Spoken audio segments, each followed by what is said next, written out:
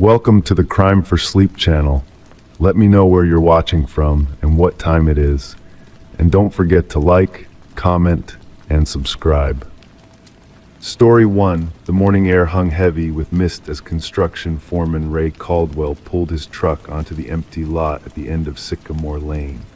The gravel crunched softly beneath the tires, a sound that should have been the only disturbance in this quiet corner of Millfield.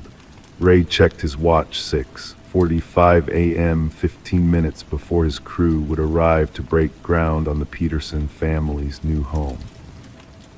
The late September sun was just beginning to burn through the fog, casting long shadows across what should have been nothing more than an empty plot of land. But it wasn't empty.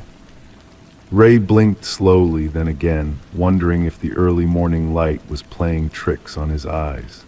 There, where architectural plans showed only vacant space, stood a two-story Victorian house. Weathered gray siding, ornate trim painted a faded burgundy, a wraparound porch with delicate spindles, all of it impossibly present where nothing had been the day before. "This can't be right," Ray whispered to himself, the sound of his voice unusually muffled in the morning stillness. He pulled out the site plans from his leather portfolio, the paper crinkling quietly between his calloused fingers. Plot 237, Sycamore Lane. This was definitely the correct location. Ray had personally walked this empty lot with the Petersons just last week, pointing out where the kitchen would face east to catch the morning light, where the children's bedrooms would overlook the small stream at the property's edge. Ray stepped out of his truck, the door closing behind him with a soft thud that seemed to disappear into the fog. The dewy grass soaked through his work boots as he approached the house. Each step brought more details into focus: lace curtains hanging in the windows, a tarnished brass knocker on the front door, a wooden swing gently swaying on the porch, though there wasn't a breeze to move it. Detective Marion Walsh received the call at 8:17 a.m. Her coffee had just reached the perfect temperature when the phone rang, its vibration creating ripples across the dark surface of her drink. "Walsh," she answered, voice still carrying traces of sleep. "Detective, this is Officer Reyes. We've got a situation out on Sycamore Lane. Construction crew showed up to break ground on a new build and found a house already there." Marion's pen hovered over her notepad. "A house? You mean they got the wrong address?"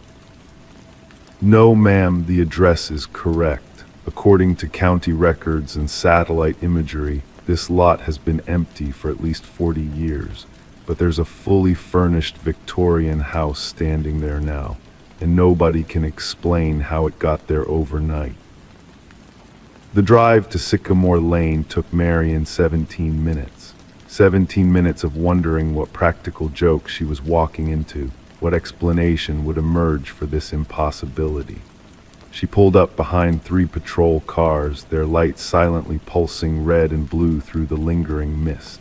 A small crowd had gathered: construction workers in their high-visibility vests, neighbors in bathrobes, city officials looking concerned.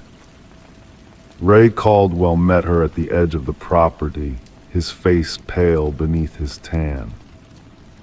"I've been building houses in this county for 27 years, Detective. I've never seen anything like this." Marion nodded, her notepad already open. "Take me through it again, Mr. Caldwell. When was the last time you were on this property?" "Friday afternoon around 4. I was here with the Peterson family and their designer, finalizing some details.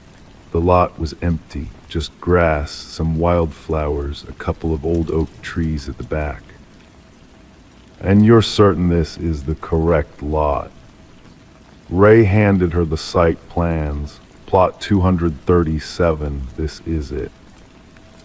Marion approached the house slowly, her senses heightened. There was no smell of fresh paint, no signs of recent construction. The house had the settled look of a structure that had weathered decades. The wooden steps of the porch creaked beneath her weight, the sound oddly familiar, as if she'd walked these boards before. Inside, the air was cool and still. Dust motes danced in the shafts of sunlight that managed to penetrate the filmy windows. The furniture was arranged as if the occupants had just stepped out. A book lay open on an armchair, reading glasses resting on top. In the kitchen, Marion found dishes in the sink, a kettle on the stove. A calendar hung on the wall, open to September 1964. Over the next 3 days, Detective Walsh pieced together fragments of an impossible puzzle. City records showed no house had ever been built on the lot. The deed had passed through several owners who had purchased it for future development, but none had ever broken ground. Yet here stood a completely furnished house, filled with possessions, clothes in the closets, food in the pantry, family photographs on the mantle showing people no one in town recognized. On the third day of the investigation, an elderly man appeared at the edge of the police tape. He leaned heavily on a cane, his eyes fixed on the house with a look of disbelief. "Sir, you can't come any closer," Officer Reyes called out, but the man seemed not to hear. "It's back," he whispered, his voice barely audible. "After all these years, it's back." Marion approached him carefully. "Do you know something about this house, sir?" The man's eyes never left the building. "My name is Edward Thorne. 60 years ago, my father designed that house for the Sullivan family. Construction was set to begin in September 1964. "What happened?" Marion asked, feeling a chill that had nothing to do with the autumn air. "There was a dispute about the property line, a lawsuit. Everything was put on hold." Edward shook his head slowly. "Then the Sullivans were killed in a car accident before it was resolved. The house was never built." "Never built," Marion repeated. "Then how do you explain this?" Edward finally turned to look at her, his eyes cloudy with cataracts but intense. "I can't explain it, detective, but I recognize every detail. The porch spindles my father designed himself. The stained glass transom window with the hummingbird pattern. That's my father's house exactly as he drew it in plans that never left the drawing board." The investigation continued for weeks. Experts examined the structure, architects, engineers, historians. They all confirmed the house was authentic to the 1960s period, not a modern recreation. The furnishings, the appliances, the newspapers found inside, all genuine artifacts from 1964. Yet no one could explain how a house that was never built now stood solid and real, capturing morning light through windows that shouldn't exist. The Peterson family withdrew their building plans. No one wanted to touch the property now. The house remained, cordoned off with police tape that fluttered in the autumn breeze. Marion visited the site one last time before the case was officially classified as unexplained. She stood on the porch as evening settled over Millfield, watching as lights inside the house began to turn on, one by one, though no one had entered. In the master bedroom window, just for a moment, she thought she saw the silhouette of a woman drawing the curtains closed for the night. The movement was so ordinary, so domestic, it made the impossibility of it all the more unsettling. The case file remains open in the Millfield Police Department archives. Occasionally, new detectives flip through it, puzzling over photographs of a house that, according to every record, was never built. Some say the house disappeared as mysteriously as it came, one foggy morning years later. Others insist it's still there, visible only to those who know what to look for. The Sycamore Lane lot remains empty to this day at least. That's what the property records claim. Story 2. The evening air hung thick and still over the quiet suburb of Millfield. Streetlights cast long, hazy shadows across manicured lawns as houses settled into their nightly routines, windows illuminating one by one. In the Morgan residence at the end of Sycamore Lane, 22-year-old Eliza Winters moved through the familiar motions of bedtime, a glass of water on the nightstand, the soft click of a lamp being switched off, the gentle rustling of bedsheets. She had been babysitting for the Morgan family for almost 4 years now, caring for their son, 8-year-old Oliver, a quiet child with intelligent eyes that seemed to observe everything. Outside, the distant hum of cars on the highway provided a constant, soothing background noise, punctuated only by the occasional barking of a neighbor's dog. Inside, the house creaked and settled as old houses often do, the sound of the central heating cycling on and off, marking the passage of time through the otherwise silent night. Detective Samuel Hayes rubbed his eyes as he flipped through the case file for the third time that evening. The desk lamp cast a yellow circle on the scattered documents, reports, and photographs, all pieces of a puzzle that refused to form a complete picture. His coffee had gone cold hours ago, but he took a sip anyway, grimacing at the bitter taste. The clock on the station wall ticked methodically, its hands showing just past midnight, though time seemed to have lost all meaning in the small, windowless room of the Millfield Police Department. The case had begun simply enough, a series of break-ins across 3 neighborhoods in Millfield over the span of 6 months. Nothing particularly unusual, some jewelry missing, a few electronics, nothing that would normally warrant special attention. But there was something about these break-ins that troubled Hayes. The perpetrator never forced entry, never left fingerprints, and most disturbingly, in each home it appeared the intruder had spent time simply watching.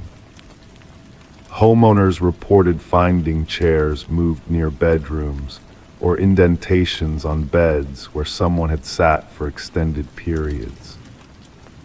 The Watcher, the local paper, had dubbed the unknown subject, much to the department's annoyance. The name had stuck, though, and now even the officers used it in their internal communications. Hayes' attention turned to the most recent report, the one that had elevated the case from concerning to genuinely alarming. 3 nights ago, Eliza Winters had called the police from the Morgan residence, her voice trembling but controlled as she reported what she believed to be an intruder in the house. By the time officers arrived, there was no one to be found and no evidence of forced entry or theft. Just an open window in the den that everyone swore had been closed, and the lingering scent of unfamiliar cologne. But it was what Oliver Morgan had said that truly disturbed both Eliza and the responding officers. The boy had padded into the living room as Eliza was speaking with police, rubbing sleep from his eyes, and said with unsettling clarity, "He watches her every night. He likes her hair." When questioned further, Oliver had simply shrugged and asked for a glass of water before returning to bed. The next morning, he had no recollection of the conversation. Hayes pulled out a small tape recorder and pressed play, listening again to the interview with Oliver conducted the following day. The boy's voice was thin and high, innocent in its cadence, but somehow knowingly precise in its choice of words. "Sometimes I see him when I'm almost asleep," Oliver's recorded voice explained. "He doesn't know I can see him. He thinks everyone is sleeping." "And where do you see him?" Hayes' recorded voice asked. "Different places, sometimes in the yard looking up, sometimes on the stairs. Once he was sitting at the end of my bed, but he wasn't looking at me. He was listening to Eliza's music in the next room." Hayes had asked if Oliver was frightened, and the boy's response had been perhaps the most unsettling aspect of the entire interview. "No, he's not here for me." Detective Hayes had interviewed dozens of children over his 15-year career. They often had active imaginations, certainly, but there was something in Oliver's tone, a matter-of-factness, an absence of the dramatic embellishment typical of childhood stories that made Hayes believe the boy was describing something he had genuinely seen. The detective looked up as his partner, Detective Martina Rhodes, entered the room, carrying 2 fresh cups of coffee. She set one on his desk and took a seat opposite him, the wooden chair creaking slightly under her weight. "Anything new?" she asked, her voice low and steady in the quiet of the late-night precinct. Hayes shook his head slowly. "Nothing concrete, but I've been thinking about the timeline." He pulled out a map of Millfield, markers indicating each of the break-ins over the past 6 months.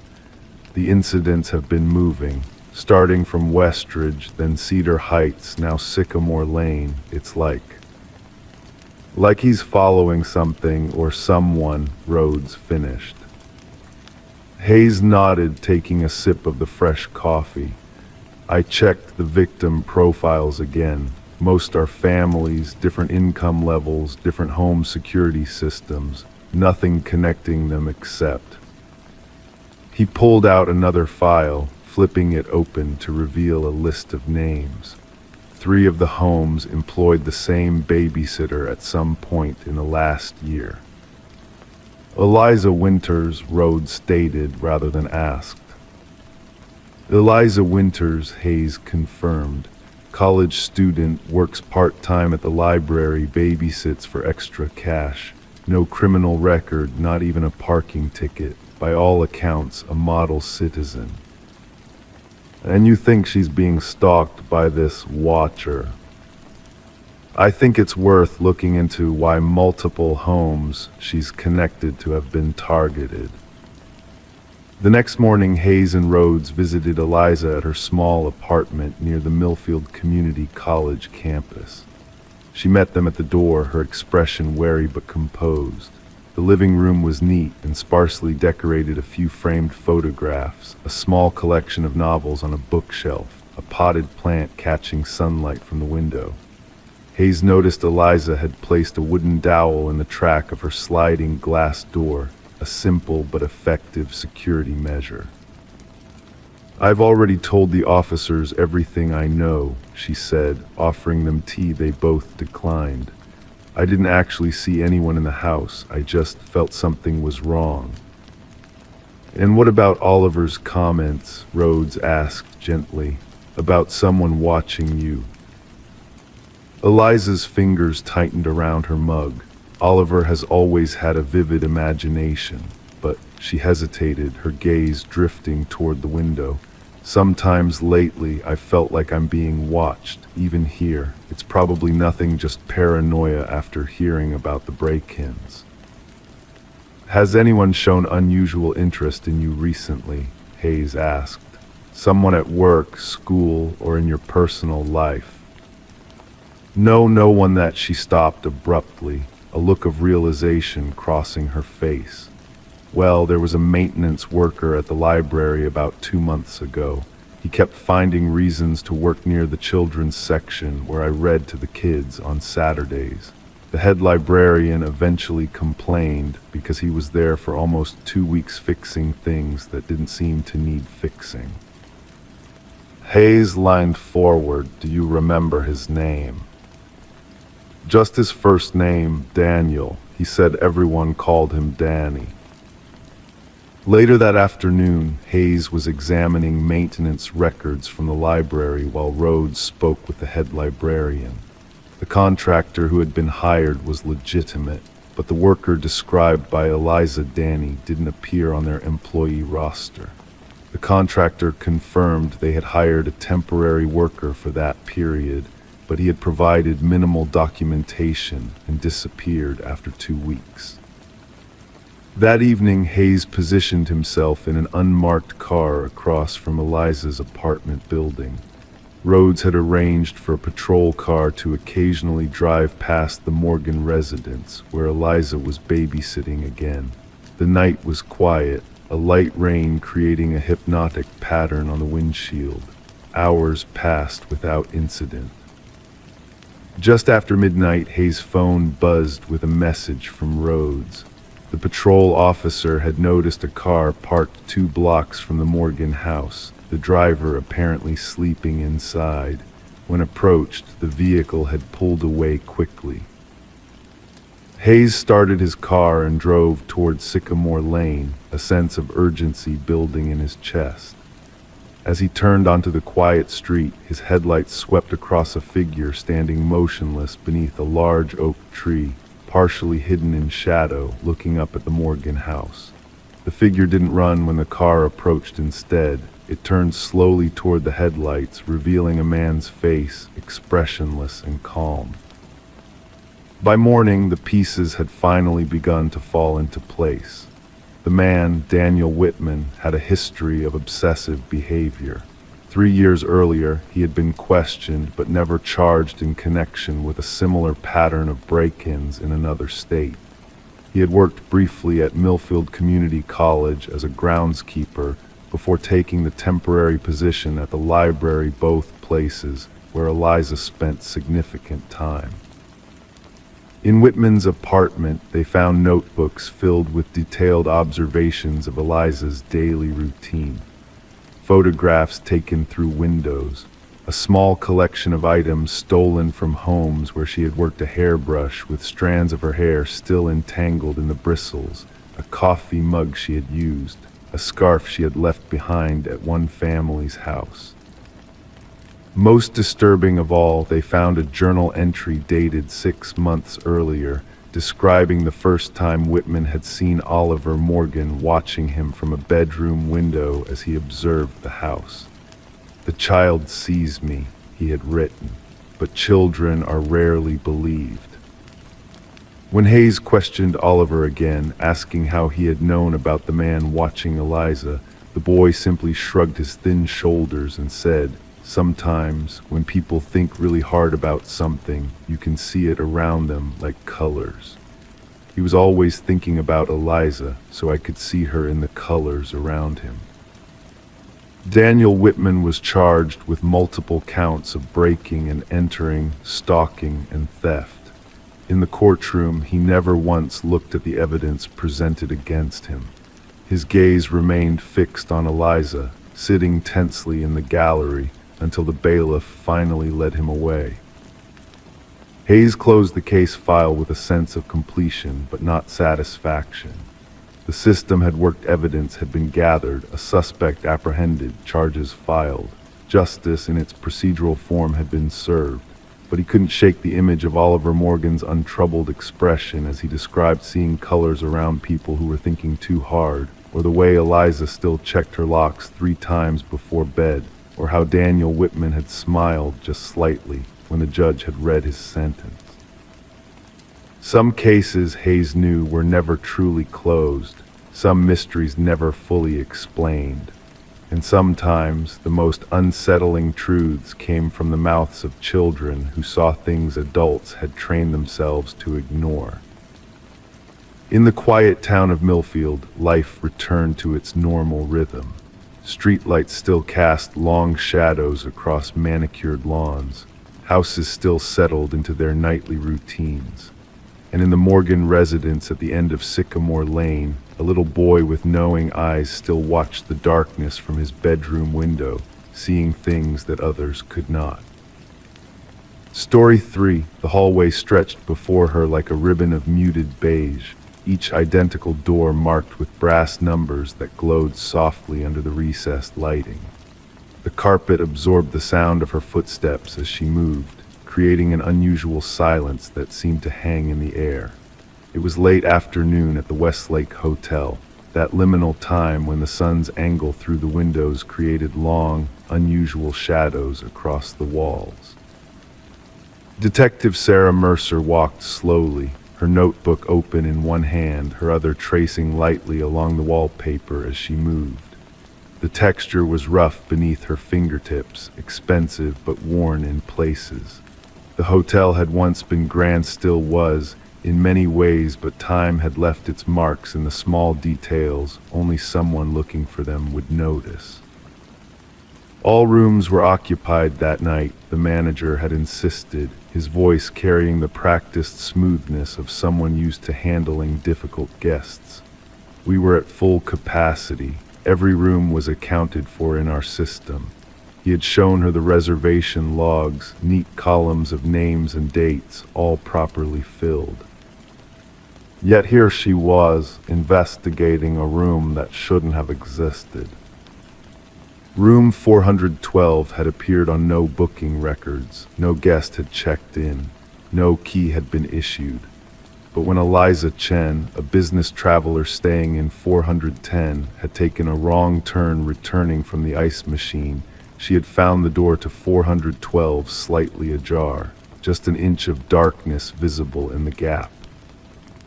"I thought maybe housekeeping was inside," Eliza had explained during her interview, her fingers nervously twisting the strap of her purse. "I was going to walk past, but something felt wrong, the silence maybe. Usually you hear movement when someone's cleaning." The detective paused now before the door, 412. The brass numbers were identical to all the others. Nothing marked this room as special or different.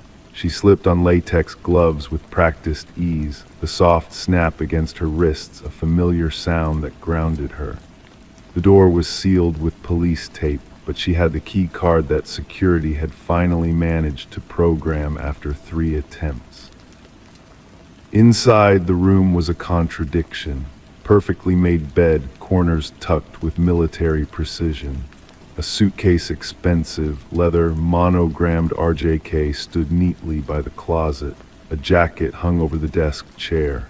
A half-empty glass of water sat on the nightstand, a perfect crescent of lip balm marking its edge. Everything suggested occupancy. Nothing suggested violence. "The suitcase is the strangest part," Detective Mercer murmured into her voice recorder, the slight static of the device filling the silence. "Packed for approximately 3 days. Men's clothing, size medium. Toiletry bag containing basic items, razor, shaving cream, toothbrush, cologne. Prescription bottle for Robert J. Keller. Blood pressure medication." She paused, looking around the room again. "But Robert J. Keller never checked in. Robert J. Keller has no reservation." According to all official records, Robert J. Keller doesn't exist in this hotel. The windows overlooked the parking lot, 11 floors below. Rain had started to fall, creating a gentle patter against the glass and turning the world outside into a watery blur of headlights and neon signs. Detective Mercer stood watching for a moment, feeling the slight chill that seeped through the glass. The case had begun 3 days ago when Eliza Chen had entered room 412 and found it apparently occupied but empty. She had tried to leave, but the door had jammed. Her calls to the front desk went unanswered. Later investigation revealed a temporary phone system glitch affecting that section of the hotel. After 20 minutes of trying the door and calling for help, it had suddenly opened for her. Shaken, she had reported the incident to hotel security. That should have been the end of it, a door that stuck, a room mistakenly left unlocked, perhaps even a guest who had managed to check in. Off-the-books hotels sometimes made arrangements for VIPs who preferred discretion. But when security investigated, they found something impossible. The room showed signs of occupancy, but no one had been assigned to it. The electronic lock showed no entries except for the master keycards used by housekeeping that morning, and the suitcase, when opened, contained a wallet with $5,000 in cash, but no ID. "I've pulled the security footage for the entire week," Detective Mercer told her partner, Detective Wilson, as they sat in the hotel's security office later that evening. The room was cramped, filled with monitors showing different angles of the hotel. The security guard had given them space, stepping out for coffee that they hadn't asked for. "Interesting what's not there," Wilson said, leaning forward to study the screen. The footage showed the hallway outside 412. People walked past guests, housekeeping staff, a maintenance worker, but no one entered or exited room 412 during the entire 72-hour period they had reviewed. The bed was made by housekeeping at 10:17 am 3 days ago, Mercer noted, pointing to the screen where a housekeeper's cart could be seen outside the door. The staff confirms the room was empty then, standard cleaning, nothing unusual. "And no one enters after that," Wilson finished. "So how did a suitcase, men's clothing, and prescription medication appear in a room that no one entered?" The rain had intensified, drumming against the windows of the security office. Somewhere in the distance, thunder rolled, a low vibration more felt than heard. "Let's check the prescription," Mercer suggested. "If Keller exists, his pharmacy will have records." The bottle had been bagged as evidence and sent to the lab, but Mercer had photos. The prescription was from a pharmacy in Auburn, a small town about 40 miles away. A call confirmed that Robert J. Keller was a patient there, a 67-year-old man with hypertension and a history of minor heart problems. "He's real," Wilson said, hanging up the phone, "and according to his daughter, he's missing. She filed a report 3 days ago when he didn't arrive for their weekly dinner. His car was found in the parking lot of a rest stop on Highway 16. Highway 16 led directly to the Westlake Hotel. The case shifted then from a curiosity to something darker, a missing man, a room that contained his belongings but no trace of his presence, no record of his check-in, no footage of him in the hotel. Detective Mercer returned to room 412 alone that night, after most of the hotel had gone quiet. The rain continued its steady rhythm against the windows. She stood in the center of the room, trying to feel whatever might be hidden beneath the surface of the ordinary. The closet door was slightly open. Inside hung a single dress shirt on a wooden hanger, blue with thin white stripes. The detective opened the closet fully, running her hands along the walls, the shelf above. Nothing unusual. She crouched, examining the carpet, the baseboards. There in the corner of the closet, barely visible in the shadows, was a small dark stain. She photographed it carefully, then tested it with a presumptive blood kit from her case. The swab turned blue almost immediately. "Wilson," she said into her phone, keeping her voice low despite being alone. "I've got blood in the closet of 412. Small amount could be explained away, but not with everything else. I'm calling in forensics." The forensics team worked through the night, their quiet efficiency turning the hotel room into something clinical and strange. They found more blood, microscopic drops leading from the closet to the bathroom drain. They found a single fingerprint on the inside of the bathroom door that didn't match hotel staff or Eliza Chen. By morning, they had a preliminary match to Robert J. Keller through his military service records. "So he was here," Wilson said, rubbing his tired eyes as they sat in the hotel restaurant, untouched coffee cooling between them. "But how did he get in without being seen, and where is he now?" The manager joined them, his earlier smoothness replaced with genuine concern. "I've spoken with all staff who were working that day," he said, placing a list of names before them. "No one remembers Mr. Keller. No one remembers issuing a key to room 412.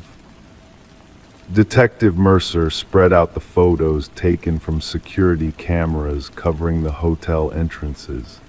"We need to go through these frame by frame," she said. "He came in somehow." The day passed in the meticulous tedium that formed the backbone of any investigation. Eyes growing tired from scanning hundreds of faces entering the hotel, cross-referencing timestamps, interviewing staff again and again, approaching the same questions from different angles. It was Wilson who found it late in the afternoon. "Here," he said, pointing to a frame showing the service entrance. The timestamp read 11:42 p.m. 3 nights ago. A figure stood half-turned away from the camera, holding the door for a hotel employee carrying supplies. The employee nodded thanks, and in that brief moment, the figure slipped inside behind them. "That's not Keller," Mercer said, studying the grainy image. The man was younger, thinner, wearing a hotel uniform that now seemed obviously ill-fitting. "No," Wilson agreed, "but watch the next camera." The interior service corridor camera showed the same man walking confidently through the hotel's back areas. He passed the laundry room, the staff break area, and then entered a utility closet. "He never comes out," Wilson said, "at least not on camera, but 20 minutes later, look who exits the north stairwell on the 4th floor." The image was blurry but unmistakable. An older man, matching Robert Keller's description from his driver's license photo. He walked slowly down the hallway toward room 412, pulling a suitcase behind him.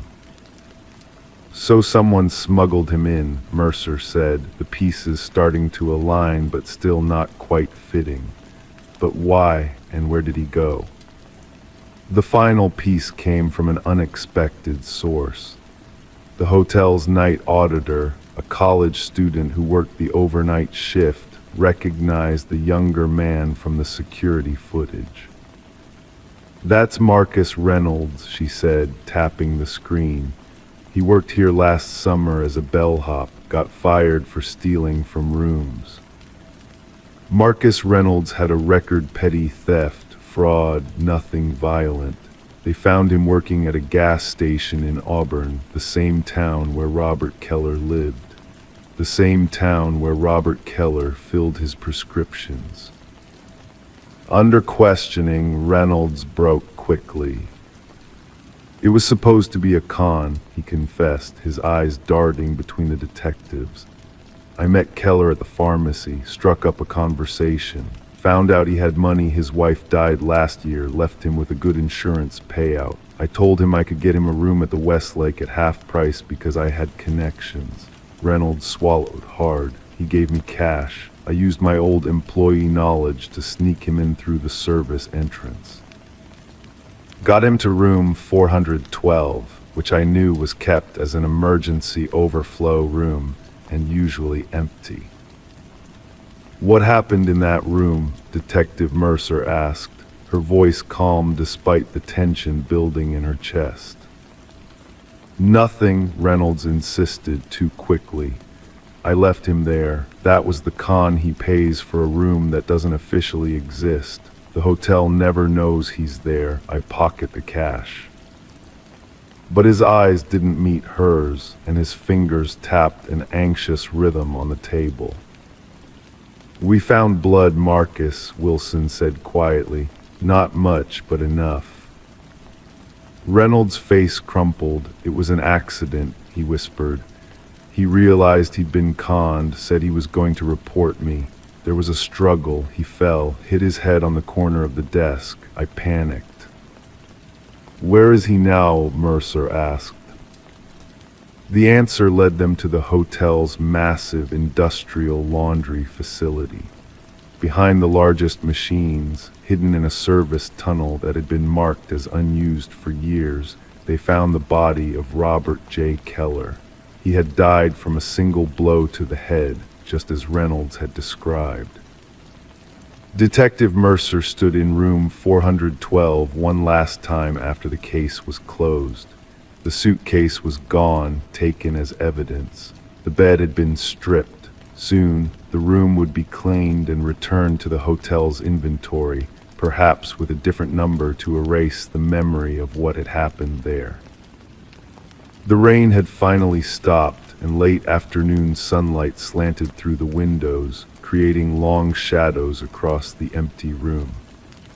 In the silence, she could almost hear the echo of what had transpired: a simple con gone wrong, a panicked decision, a man who disappeared from a room that was never booked. She turned off the light and closed the door behind her, leaving only silence where a mystery had once been. Story 4. The soft yellow glow of the bathroom light cast gentle shadows across the tile floor. Emma Gilbert stood motionless, her fingers gripping the cool porcelain edge of the sink. She stared unblinking at her reflection in the mirror that hung above it. Behind her reflection, barely visible in the dim light, stood a figure tall, still, watching. Emma's breath caught in her throat as she slowly turned around, her heart pounding against her ribs like a prisoner desperate for escape. The bathroom was empty. It always was. Detective Sarah Mercer sipped her coffee, wincing slightly at the bitter taste that lingered on her tongue. The precinct was quiet this early in the morning, only the occasional ring of a distant phone or the soft clicking of computer keys broke the silence. The manila folder in front of her was too thin for a case that had already been open for 3 weeks. She ran her finger along the edge of the folder, creating a soft, whispering sound that seemed to echo in the stillness of the room. "You're here early," said Detective James Cooper, his voice low and gravelly as he approached Sarah's desk. He placed another folder beside the one she'd been contemplating. "Thought you might want to see this." Sarah opened the new folder, revealing photographs of an apartment bathroom clean, ordinary, unremarkable. The mirror above the sink reflected the camera's flash, creating a stark white void in the center of the image. She studied each photograph methodically, carefully, allowing her eyes to absorb every detail, every shadow, every reflection. "Emma Gilbert," she said softly, more to herself than to Cooper.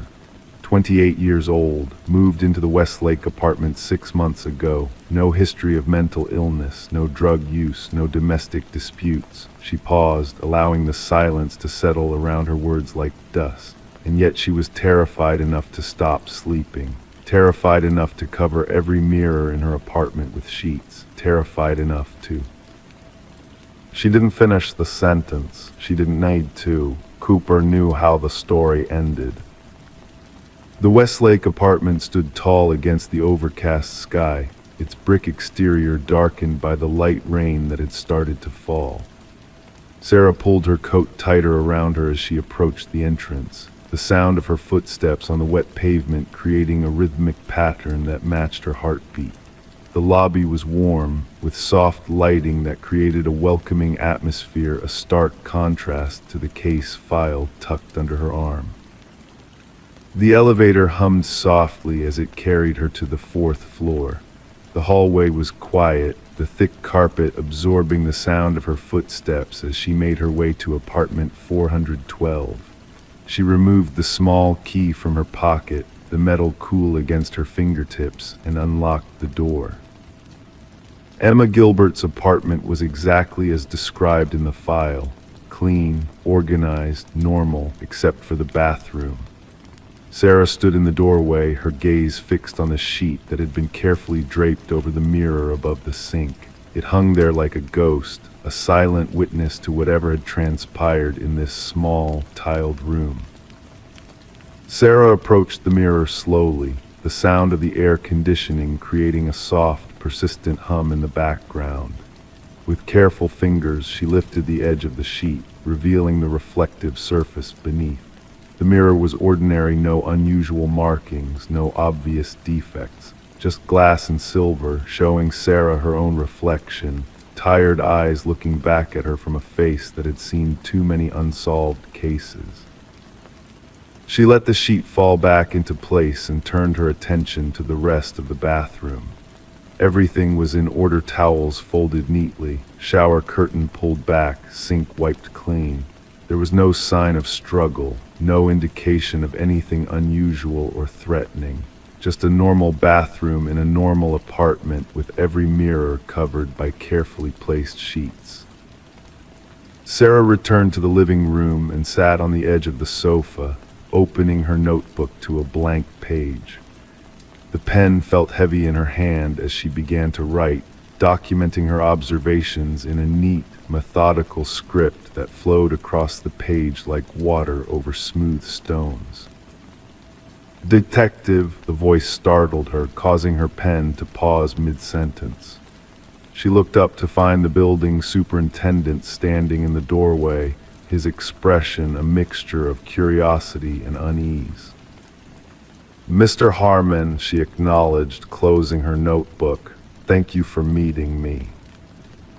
He stepped into the apartment, his eyes darting around the room as if searching for something or someone in the corners and shadows. "Terrible business," he said, his voice barely above a whisper. "Ms. Gilbert was a good tenant, quiet, paid her rent on time." "When did she first complain about the mirrors?" Sarah asked, watching his face carefully, noting the slight twitch at the corner of his mouth. "About 3 months ago," he replied, running a hand through his thinning hair. "Said she was seeing things, someone standing behind her. I checked the apartment myself, plumbing, electrical, everything. There was nothing wrong." "And the previous tenant?" Sarah's question hung in the air between them, creating a tension that seemed to thicken the atmosphere. Mr. Harmon's gaze dropped to the floor.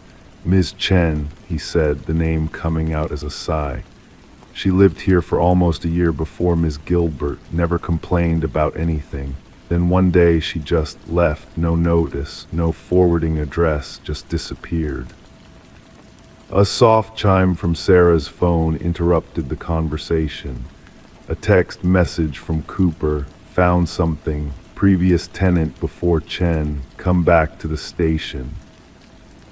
The precinct was busier now, filled with the sounds of ringing phones, conversations, and the persistent hum of fluorescent lights.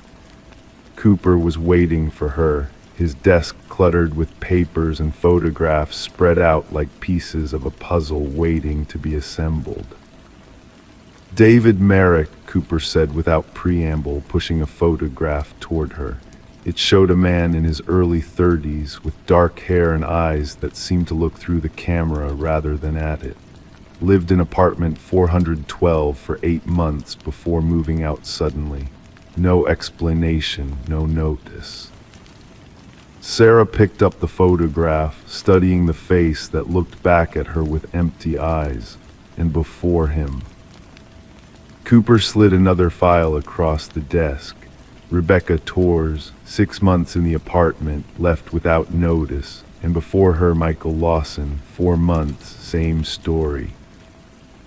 Sarah felt a chill run down her spine, like cold fingers tracing the vertebrae one by one.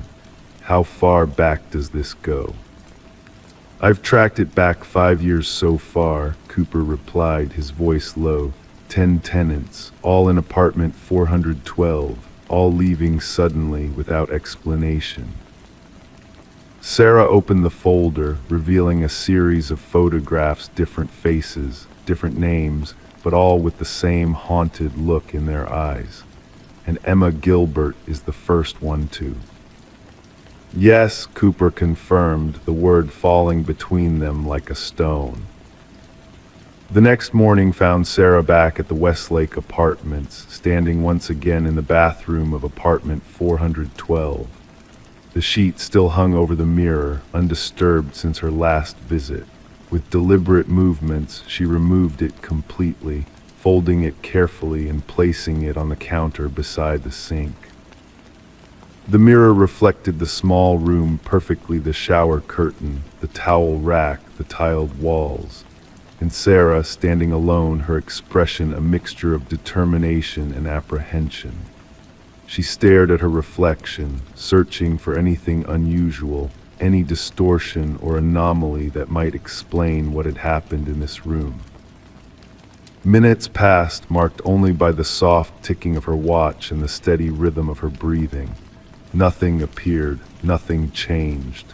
The mirror remained just a mirror, reflecting reality without alteration or addition. Sarah sighed, the sound seeming to echo in the small space. She turned away from the mirror, preparing to leave, when a movement caught her eye, a subtle shift in the reflection, a shadow where no shadow should be. She froze, her gaze locked on the mirror once more. Behind her reflection stood a figure, indistinct, hazy, but undeniably there. A chill spread through her body as she slowly turned around, expecting to find someone behind her. The bathroom was empty. Sarah turned back to the mirror. The figure was still there, more distinct now, tall, with features that seemed to shift and change like smoke in a breeze. She could make out eyes, dark and hollow, staring not at her reflection but directly at her, as if looking through the mirror from some other place. With a steadiness that surprised even herself, Sarah raised her hand to touch the mirror's surface. The glass was cold beneath her fingertips, colder than it should have been in the warm apartment. The figure in the reflection raised its hand as well, mirroring her movement, its fingers seemingly pressing against the glass from the other side. Sarah's phone rang, the sound jarring in the silence of the bathroom. She withdrew her hand quickly, stepping back from the mirror. When she looked again, the figure was gone, leaving only her own reflection, pale and wide-eyed. The call was from Cooper. "Sarah, we found something. Records from the original construction of the building. There was an accident during the installation of the bathroom fixtures in apartment 412. A worker died, fell, and hit his head on the sink. The mirror was installed the next day." Sarah's gaze returned to the mirror, seeing nothing now but her own reflection and the bathroom behind her. "I'm on my way back," she said, her voice steady despite the chill that still lingered in her veins. As she turned to leave, she caught one last glimpse of herself in the mirror, and for just a moment, just a fraction of a second, she thought she saw a smile on her reflection's face that did not match her own. The case of Emma Gilbert in apartment 412 at the Westlake Apartments remains officially unsolved. The mirror was removed and destroyed, the bathroom renovated, and the apartment rented to new tenants who have reported no unusual occurrences. Detective Sarah Mercer requested a transfer shortly after filing her final report, citing personal reasons. Her whereabouts are currently unknown. In her final report, only one line stands out from the otherwise methodical documentation. "Sometimes, what watches us from the other side of the mirror is not our reflection, but something that has learned to mimic it perfectly until it decides not to." Story 5. The old Victorian on Maple Street stood silent against the fading twilight, its newly painted exterior gleaming under the soft glow of street lamps. Detective Sarah Morgan paused at the edge of the property, her notepad heavy in her hand as she observed the house that had dominated the department's attention for the past 3 weeks.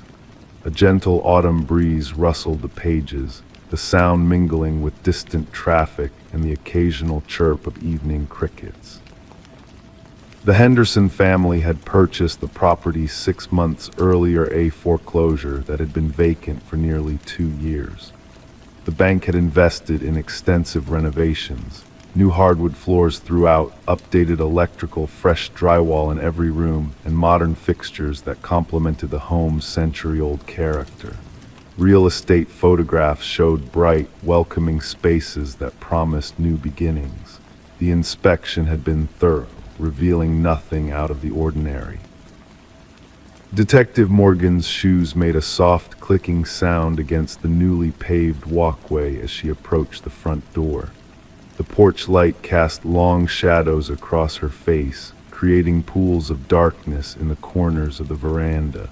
She knocked with 3 measured taps, the sound echoing through the entryway behind the door. Emma Henderson opened the door, her face drawn with exhaustion. Dark circles framed eyes that darted nervously over the detective's shoulder before settling on her badge. The woman's fingers trembled slightly as she invited Morgan inside, the scent of fresh paint and new carpet filling the detective's nostrils as she crossed the threshold. "Thank you for coming back," Emma whispered, though they were alone in the house. "Michael took the children to his mother's. We couldn't stay another night." The foyer opened to a renovated living room, where a half-empty cup of tea sat on the coffee table beside a stack of untouched magazines.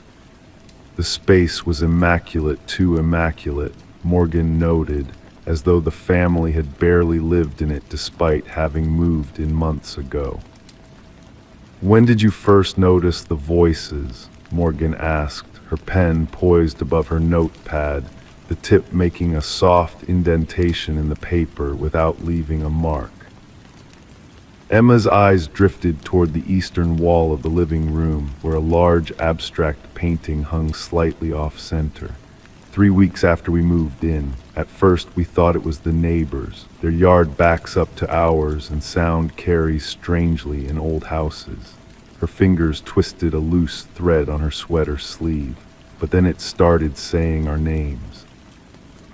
Morgan nodded, making notes with slow, deliberate strokes. The Henderson case file was already thick with interviews, neighbors who'd heard nothing unusual, previous owners with no strange experiences to report, contractors who'd renovated the property and found nothing out of the ordinary hidden within its bones. "It was faint at first," Emma continued, her voice lowering as though the house itself might be listening. "Just a whisper, Emma, so soft I thought I'd imagined it. Then Michael, then Sophie and Ethan, our children." A shiver passed visibly through her body. "It knew all our names, detective, before we'd even met any of the neighbors." The wall in question had been opened 3 times already. Morgan had supervised the second inspection herself, watching as contractors carefully removed sections of drywall, revealing nothing but fresh insulation, updated wiring, and the structural beams that had supported the house for over 100 years. "And you're certain the voice was coming from inside the wall?" Morgan asked, though she'd asked the same question during previous visits. Emma nodded, her gaze now fixed on the wall. It got louder over time, clearer. Sometimes it would call out in the middle of the night, sometimes during dinner. The children started having nightmares. She paused, swallowing hard. "Last week it started mimicking our conversations, things we'd said to each other days earlier." Morgan approached the wall, running her fingertips along the smooth surface. The paint was cool beneath her touch, the texture uniform, nothing to indicate any hidden compartments or speakers embedded within the structure. "The contractors found nothing unusual when they opened the wall?" she asked, though she knew the answer from her own observations. "Nothing," Emma confirmed. "They said we might be hearing pipes or the house settling, but pipes don't call your name, detective." The case had become something of an obsession for Morgan. 3 separate inspections had revealed nothing, and yet the accounts from the Henderson family remained consistent. 4 people, all hearing the same voices, all identifying the same wall as the source. "I'd like to try something different today," Morgan said, reaching into her jacket pocket to retrieve a small device. "This is an ultrasonic microphone. It can pick up frequencies beyond what the human ear typically detects." She placed the device against the wall and activated it. watching as the digital display registered ambient sounds, the hum of the refrigerator from the kitchen, the distant rumble of a passing truck, the soft breathing of Emma Henderson several feet away. For 10 minutes they stood in silence, the only movement Morgan's occasional adjustment of the device's position along the wall. Emma stood with her arms wrapped around herself, her eyes never leaving the spot where the detective worked. The device emitted a soft beep, causing both women to start slightly. Morgan's eyes narrowed as she studied the readout, a series of sound waves appearing on the small screen. "There's something," she murmured, pressing the device more firmly against the wall. A faint electronic signature. Emma took an involuntary step backward. What does that mean? Instead of answering, Morgan retrieved a small hammer from her toolkit and gently tapped along the wall, listening for variations in the sound. Near the baseboard, about 2 feet from the corner, the tone changed slightly, a hollow sound rather than the solid thud of the surrounding areas. "Mrs. Henderson, I need your permission to open this section of the wall," Morgan said, her voice steady despite the acceleration of her pulse. Emma nodded quickly. "Do whatever you need to do, please." With careful precision, Morgan created a small hole in the drywall, then used a cutting tool to expand it into a square approximately 1 foot across. She worked methodically, collecting the drywall dust in a plastic sheet spread beneath the work area. As she pulled away the final piece, she shined her flashlight into the cavity revealed. There, nestled between 2 studs in a space that had somehow been missed during the renovation, sat a small device, a digital recorder, its metal casing dulled with age. A thin wire led from it to what appeared to be a small speaker embedded in the insulation. Morgan carefully extracted the items, placing them in an evidence bag. "It's a recording device," she explained to Emma, whose face had gone pale, "and it appears to be connected to a wireless receiver." "But who would?" Emma's voice trailed off as Morgan turned the recorder over, revealing a small adhesive label on its underside.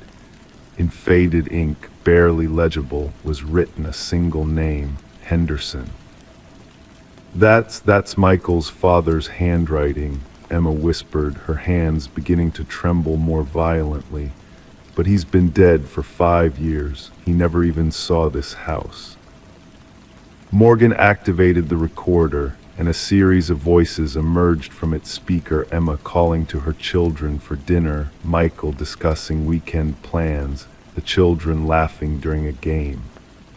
And then, more disturbingly, the same voices played back at odd intervals, sometimes overlapping, sometimes distorted into whispers. "It's been recording us," Emma said, horror dawning on her face, "and playing our own voices back to us."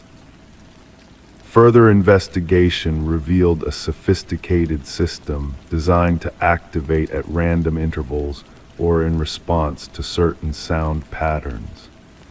The device had been recording the family's conversations and replaying them through the hidden speaker, creating the illusion of voices within the walls. The question of who had installed the system remained unanswered for weeks, the investigation revealing layers of complexity that seemed to extend beyond simple harassment. The recorder itself was an older model, manufactured at least 7 years earlier, but the installation appeared to have been done during the renovation.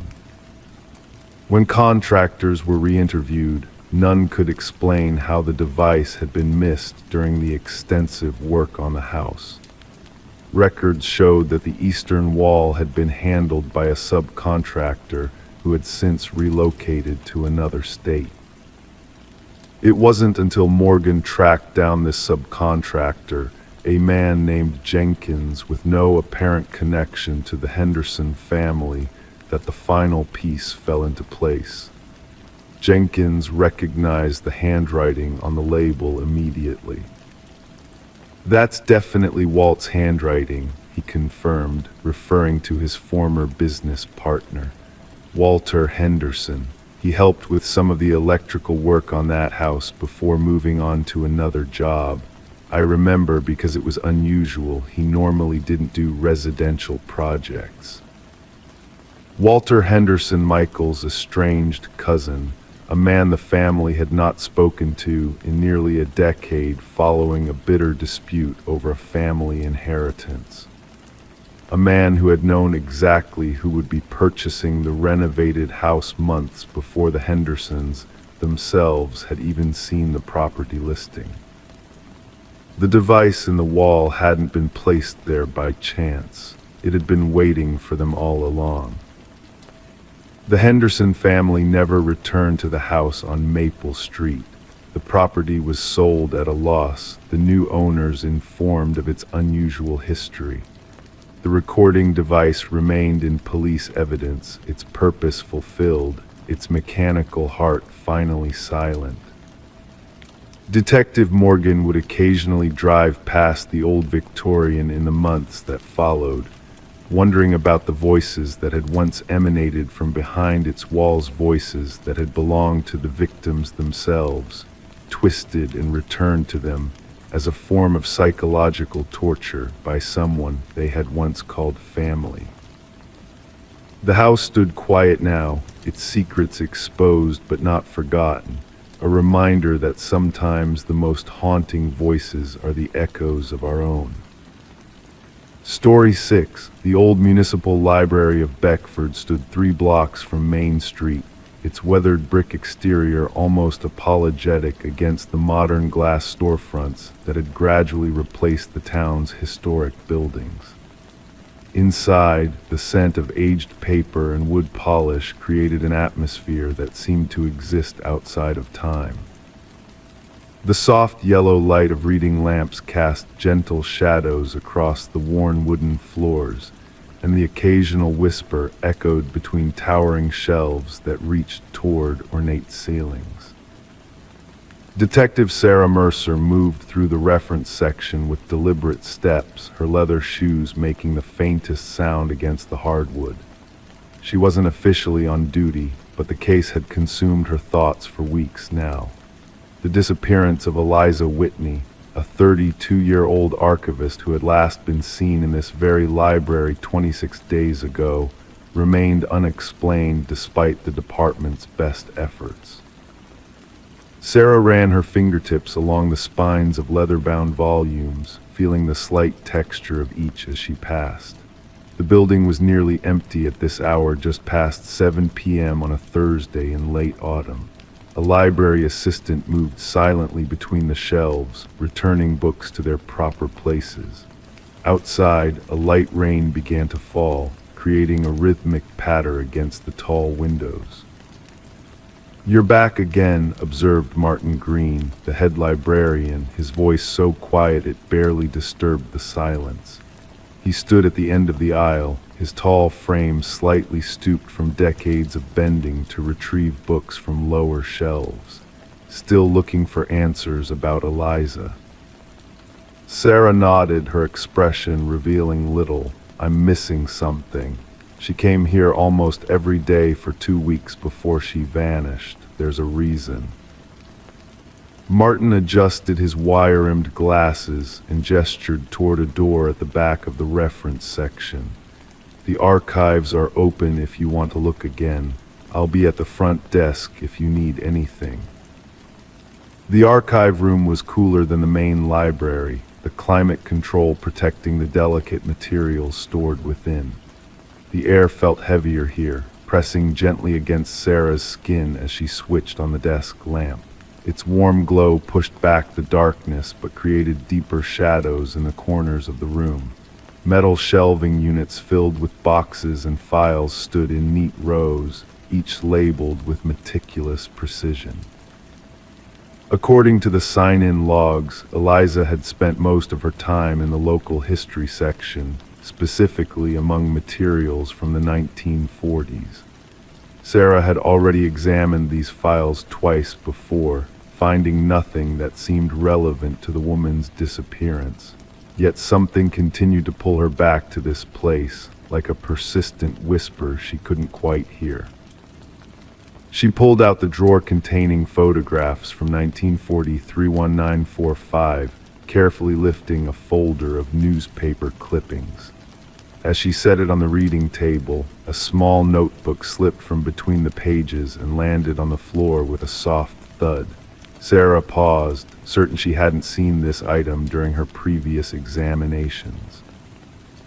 The notebook was bound in faded brown leather, its edges worn smooth from handling. No library marking adorned its cover, suggesting it wasn't part of the official collection. With careful fingers, Sarah opened it to the first page. Elizabeth Ann Whitney, read the handwritten title. Sarah felt a chill that had nothing to do with the room's temperature. Elizabeth Eliza's full name written in elegant cursive that had yellowed with age. Below it, a date, September 17, 1944. The pages that followed contained detailed accounts of a woman's life, daily activities, thoughts, interactions, all written as if by an observer. Sarah turned the pages slowly, her breathing shallow as she progressed through the narrative. The details were intimate, precise, describing events from childhood through adulthood. Events from Eliza Whitney's life. The lamp on the desk flickered briefly, casting momentary shadows across the page. Sarah's fingers trembled slightly as she continued reading, the sensation of wrongness growing with each turn of a page. The entries progressed chronologically through Eliza's life, including details that would have been impossible for anyone to know: private moments, unshared thoughts, precise conversations held behind closed doors. The final entry was dated October 3rd of the current year, the day before Eliza disappeared. The last page contained only a single line: "Tomorrow she will know." Sarah closed the notebook, her pulse quickening despite her efforts to remain calm. The impossibility of what she held weighed heavily in her hands. This book predated Eliza's birth by decades, yet contained her life story up to the present. More disturbing still was the implication that someone had been watching Eliza, documenting her most private moments for her entire life. The sound of a door closing somewhere in the library barely registered in Sarah's consciousness. She opened the notebook again, flipping through the pages more urgently now, searching for any clue to the author's identity. Near the back cover, she found a small pocket containing a photograph, sepia-toned, showing a young woman standing in front of the library. Though the fashion belonged to the 1940s, the face was unmistakably Eliza Whitney's. Written on the back in the same elegant script, "She always returns." The soft scrape of a chair being pulled back made Sarah look up. Across the table sat Martin Green, the librarian, watching her with an expression she couldn't quite read.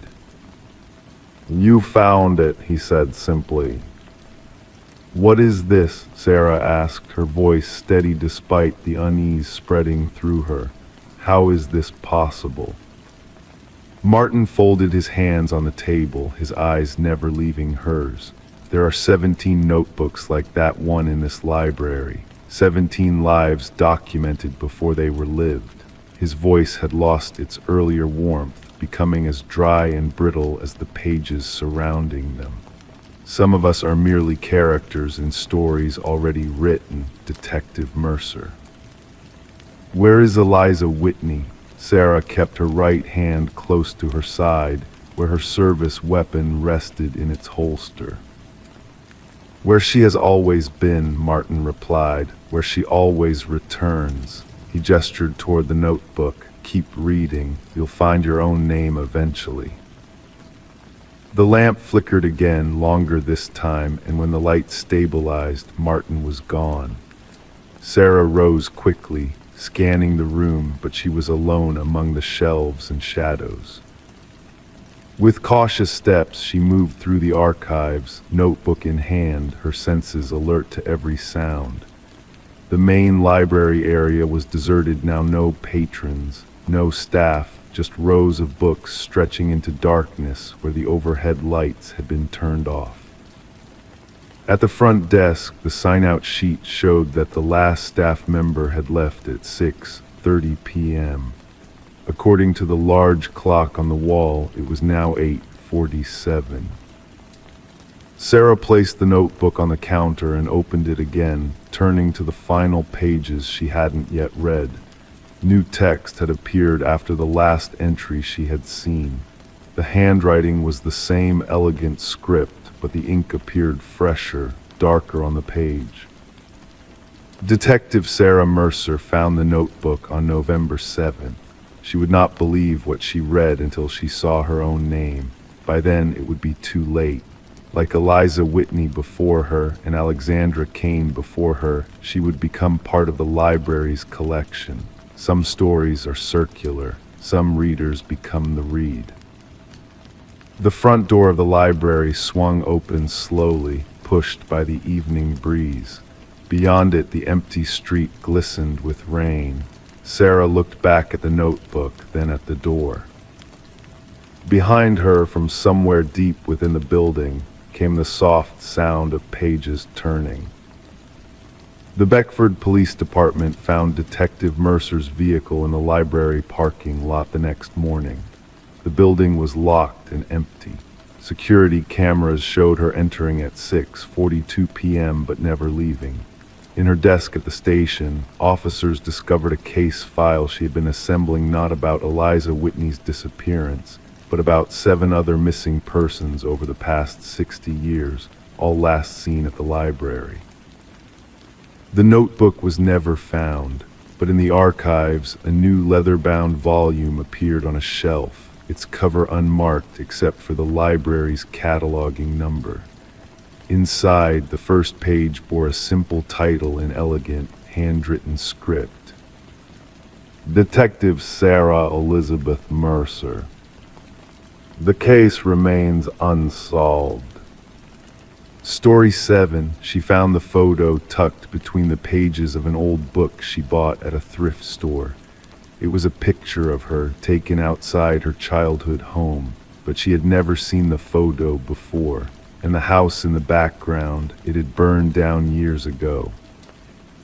The soft yellow glow of the reading lamp cast gentle shadows across the living room as Detective Morgan Hayes spread the case files across her wooden coffee table. Outside, a light rain tapped against the windows, creating a soothing rhythm that accompanied her evening review. She lifted the photograph, studying it under the warm light, feeling its weathered edges between her fingers. The image showed Eliza Winters, age 32, standing in front of a white Victorian house with green shutters, a house that had been reduced to ashes 15 years earlier. She came in yesterday afternoon, the captain had told Morgan earlier that day, his voice low and measured in the quiet of his office. Calm on the surface, but I could see it in her eyes, that look people get when their world stops making sense. Morgan understood that look. She had seen it countless times during her 12 years with the department. The book itself was unremarkable, a dog-eared copy of The Great Gatsby, purchased for $2 from a charity shop downtown. The strange thing wasn't just the photo's subject matter, but its condition. It wasn't faded like an old photograph should be. The colors remained vibrant, the image crisp. Morgan ran her thumb along the glossy surface, feeling a slight chill despite the warmth of her apartment. Eliza Winters lived alone in an apartment on Maple Street, worked as a graphic designer, and according to everyone who knew her, was utterly ordinary until now. The fire that destroyed her childhood home had claimed the lives of her parents. Eliza, just 17 at the time, had been staying at a friend's house for a sleepover. Fate's small mercies, people called it. The detective set down her cup of tea, the ceramic making a gentle click against the wooden coaster. She studied her notes written in careful, measured handwriting. The book had been donated to the thrift store 3 weeks ago, according to the manager. The donation had come from a large collection, dropped off by a local estate attorney clearing out the home of a deceased client, Edmund Blackwood, a retired photography professor who died at age 78, leaving no family. Morgan's pen made soft scratching sounds as she added another note to her pad. A connection needed to be established between Blackwood and the Winters family. Perhaps he had known them, photographed them. But that wouldn't explain how he possessed an image of a house that no longer existed, with an adult Eliza standing in front of it. The next morning brought weak sunlight filtering through thin clouds as Morgan parked outside the small office of Jerome Palmer, the estate attorney who had handled Blackwood's affairs. The office smelled of old paper and coffee, and Palmer himself, a thin man with wire-rimmed glasses that magnified his pale blue eyes, seemed like an extension of his surroundings. Blackwood was a peculiar man, Palmer said, his voice carrying the quiet authority of someone used to discussing the affairs of the dead. Brilliant in his field but solitary, his house was filled with photographs, thousands of them. Most were ordinary landscapes, architecture, portraits, but some, he paused, adjusting his glasses, some seemed impossible. Morgan leaned forward slightly. Impossible how? Places that don't exist, or rather places that no longer exist, captured as though they were still standing.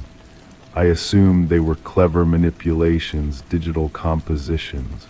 Professor Blackwood was known for experimental photography techniques.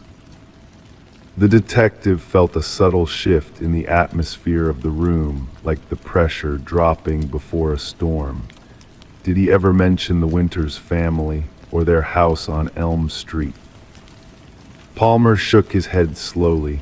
Not specifically, but there was a journal among his possessions. I didn't include it in the donation, something about it felt too personal. He pulled open a drawer and removed a leather-bound book, sliding it across the desk with deliberate movements.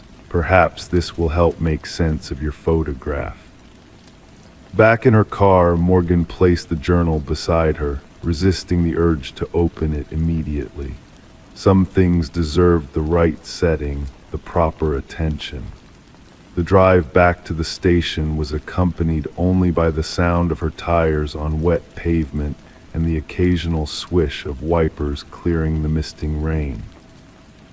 Later, seated at her desk with a fresh cup of coffee steaming beside her, Morgan carefully opened Blackwood's journal. The handwriting inside was neat, precise, the script of a man who believed in documentation. Most entries were technical, discussing light exposure and chemical processes. But as she turned the pages, the writing began to change, becoming more urgent, more personal. It worked again today, read an entry from June 2018. The method captures not just what is, but what could be or what once was. I'm photographing echoes, reflections from other times. The implications are staggering. Morgan's finger traced the words, feeling the slight indentation they made in the paper. Blackwood's entries described a technique he called temporal photography, a method he claimed could capture images across time itself. Most of his colleagues had dismissed it as delusion or metaphor, but Blackwood had been utterly convinced of his success. As daylight faded outside her office window, Morgan found the entry she had been searching for. October 2023, just months before Blackwood's death, photographed the old Winters place today, curious to see if the technique works on locations with traumatic endings. The girl appeared in the frame, unexpectedly a subject from the present against a backdrop from the past. The convergence is unprecedented. I must study this further. The soft hum of the heating system provided a gentle backdrop as Morgan sat back in her chair, considering the implications. Either Blackwood was suffering from delusions, or he had somehow captured an impossible image Eliza Winters as an adult, standing before her childhood home that had long since been reduced to ashes. 3 days later, Morgan sat across from Eliza Winters in a quiet corner of a cafe downtown. Between them, protected in a clear evidence sleeve, lay the photograph that had started it all. "I've never stood there as an adult," Eliza said softly, her fingers hovering over the sleeve without touching it. "The house burned down when I was 17. This can't exist." Her voice remained calm, but Morgan noticed the slight tremor in her hands, the way she blinked a little too rapidly. "Edmund Blackwood," Morgan began, keeping her tone gentle and measured, "was a professor of photography who lived on the other side of town.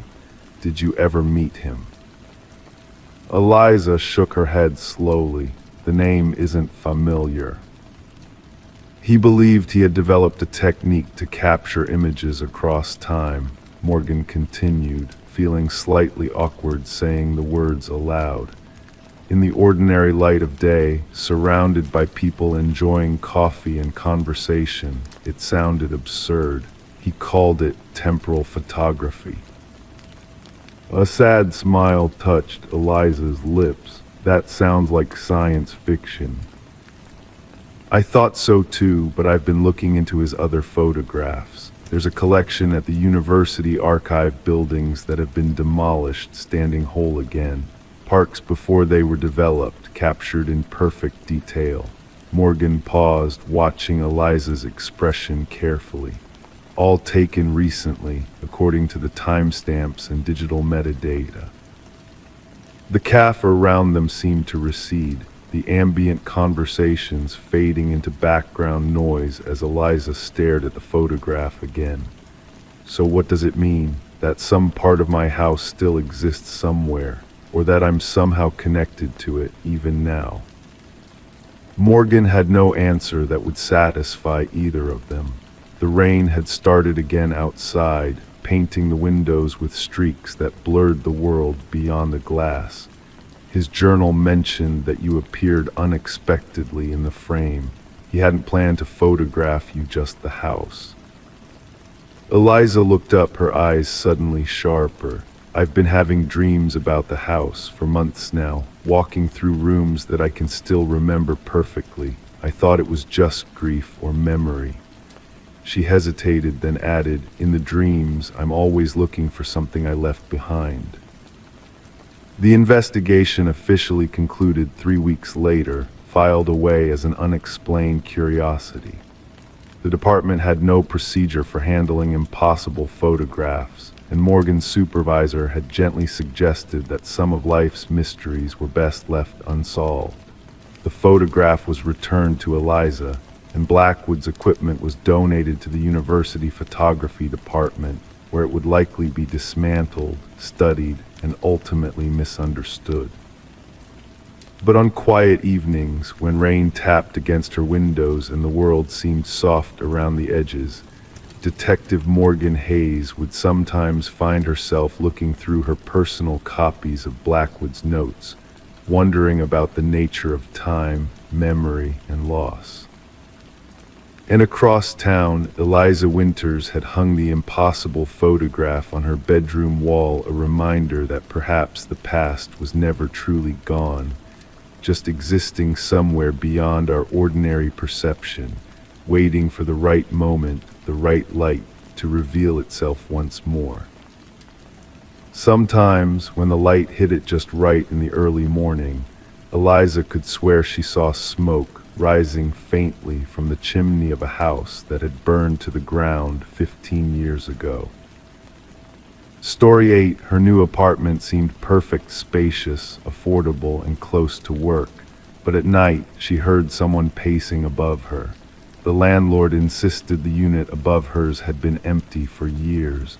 but when she checked the stairwell, fresh footprints led right to her door. The sound of rain against the windows of apartment 2B created a gentle percussion, a backdrop to the otherwise silent building. Sarah Miller had moved in just 3 weeks ago, leaving behind a cramped studio for this unexpected find, a one-bedroom unit in the historic Wesley building, a structure that had stood on Maple Street since 1931. The rent had been surprisingly reasonable, perhaps too reasonable, some might say in retrospect. Detective James Harmon's pen moved methodically across his notepad as he documented the timeline of events. The soft scratch of ballpoint against paper punctuated the hushed atmosphere of the precinct's interview room. His partner, Detective Elaine Torres, studied the photographs spread across the metal table, images of footprints in dust, of a ceiling with peculiar markings, of a floor plan that didn't quite add up. Ms. Miller reported the noises on her third night in the apartment, Harmon noted, his voice low and measured. Described as footsteps, always beginning around 11:15 p.m., always following the same pattern from what would be the living room area of the apartment above to what would be the kitchen, then to the bedroom directly over hers. The building manager, Raymond Porter, a man with perpetually damp palms and a tendency to avoid eye contact, had assured Sarah that the apartment above 3B had been vacant for over 2 years. The previous tenant had relocated to Seattle after a job offer. The unit was being held for Porter's nephew, who would be moving in after graduating college in December.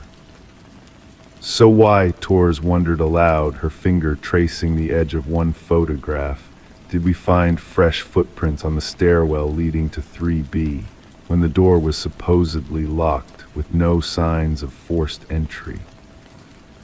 The footprints themselves told a story medium-sized, likely a man's, with a distinctive wear pattern on the right heel. They appeared in the dust of the rarely used service stairwell, becoming fainter near Sarah's door, as if someone had been careful to tread lightly there. Sarah had begun documenting the disturbances in a journal, which now sat in an evidence bag on Harmon's desk. The handwriting started neat and skeptical, then gradually became more urgent, the pressure of the pen leaving deeper impressions on the paper.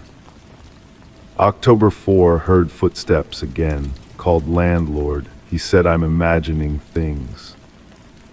October 7, footsteps started earlier tonight. Also heard what sounded like furniture being moved. October 10, found a strange mark on my ceiling, looks like something was drilled through from above. The building itself seemed to breathe with secrets. Constructed originally as a hotel, it had been converted to apartments in the 1960s. The conversion had been done hastily, with corners cut and spaces reconfigured in ways that didn't always make architectural sense. Some of the older residents spoke of odd spaces between walls, of rooms that seemed smaller than they should be. Detective Torres spent an afternoon in the county archives, the musty scent of old blueprints filling her nostrils as she compared the original hotel plans to the current apartment layout. Her finger traced the outline of what should have been apartment 3B, then stopped. According to the original plans, the space above Sarah's apartment was significantly larger than what the current floor plan showed.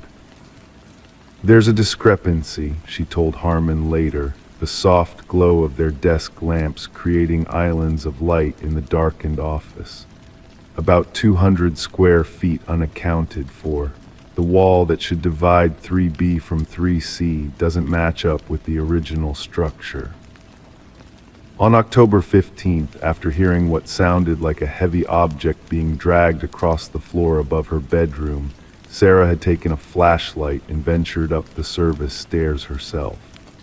The metal door to 3B showed no signs of recent entry. The dust around the frame was undisturbed, but in the hallway leading to it, she found those footprints, fresh in the dust, leading to her own door and then disappearing. The building superintendent, Manuel Reyes, had worked at the Wesley for nearly 3 decades. When questioned, he shifted uncomfortably in his chair, the vinyl squeaking beneath his weight. "Mr. Porter doesn't like us talking about the changes to the building," he finally admitted, voice barely above a whisper. When they converted the place in '67, they found it was cheaper to just wall off some areas than to completely renovate. There are spaces between some of the apartments, not on the official plans. The revelation led to a careful inspection of Sarah's apartment. The walk-in closet in her bedroom caught Tor's attention. The back wall didn't align with the dimensions of the apartment. When she knocked on it, the sound was different from the other walls, hollower, less substantial. "It's been altered," the forensic technician confirmed, running his fingers along a nearly invisible seam. "See this? There used to be a door here. It's been plastered over, but not professionally." When they removed the false wall, they found what had once been a service corridor, now a narrow passage with a metal staircase leading upward. The air that wafted down was stale, carrying a faint scent of cologne and something else, something less pleasant. The passage led not to apartment 3B as the detectives had expected, but to a space between 3B and 3C, a forgotten room from the original hotel, approximately the size of a generous walk-in closet. Inside, they found evidence of habitation: a small mattress, empty food containers, a camping lantern, and several spiral notebooks filled with observations. October 2, new tenant moved in today. Female, mid-20s, lives alone, quiet footsteps, goes to bed around 10:30. October 5, she hears me. Started moving only after she falls asleep, but tonight she woke up. Need to be more careful. October 13, I could reach through the vent while she was at work, touched her hairbrush. She'll never know how close I am. The notebooks went back 18 months, documenting multiple tenants of apartment 2, be the handwriting matched samples taken from lease applications submitted by one Jerome Wells, the supposed previous tenant of 3B, who had allegedly moved to Seattle. He never left, Harmon concluded, closing the case file with a soft thud. He just moved into the walls. They found Wells 3 days later, sleeping in an employee break room at the shopping center where Sarah worked. In his backpack were more notebooks, a copy of her apartment key, and a small collection of items taken from her apartment: a hair tie, a ticket stub from a movie she'd attended, a receipt with her signature. What they didn't find was any evidence that he had ever intended to harm her. In his own disturbed way, Wells had convinced himself he was a benevolent guardian, keeping watch over the succession of tenants in 2B. His notebooks contained oddly protective passages amid the disturbing observations. Made sure the window was fully closed before she got home. Rain would have damaged her books. The maintenance man didn't fix her sink properly. I tightened the pipe while she was at work. Sarah Miller never returned to apartment 2B. The building management, facing potential lawsuits, paid for her relocation and settled out of court. The Wesley building underwent a thorough inspection, revealing not just one but several hidden spaces, architectural ghosts from its past life. Jerome Wells was committed to a psychiatric facility, diagnosed with a combination of conditions that had led to his strange behavior. He cooperated fully with authorities, seeming almost relieved that his double life had been discovered. Detective Torres sometimes drives past the Wesley building on her way home. The apartments are still occupied, lights glowing warmly behind curtains. New tenants have moved in, unaware of the history written in the walls around them.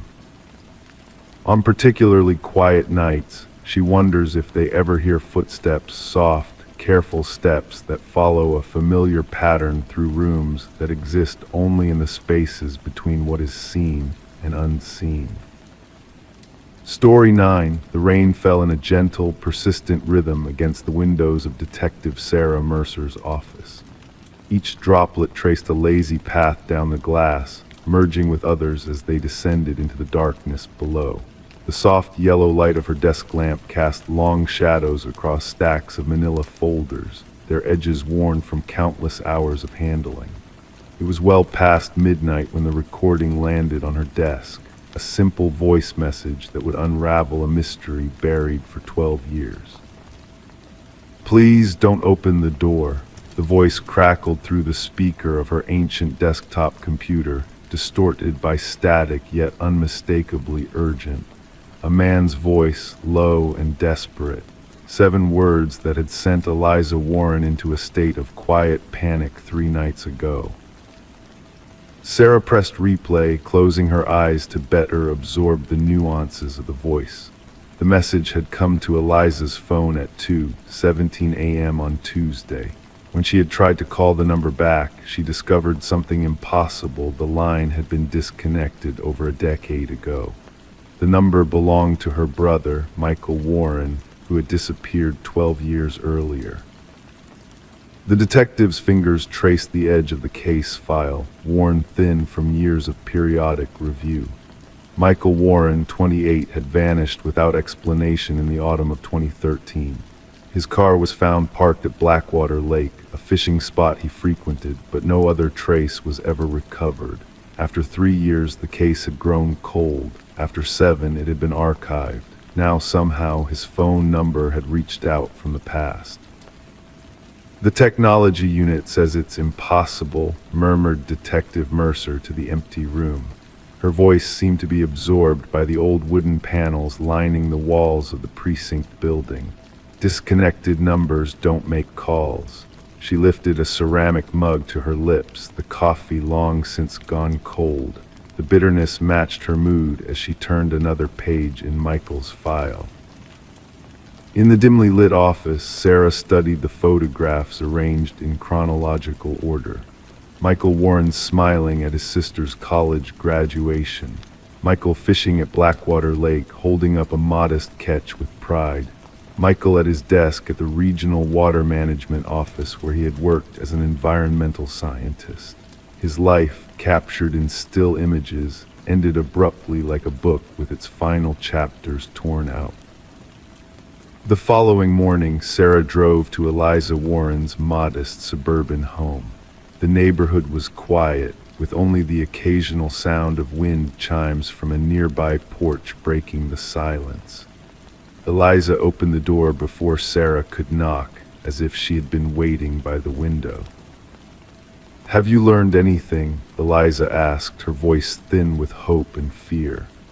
At 41, she looked older than her years, grief having etched permanent lines around her eyes and mouth.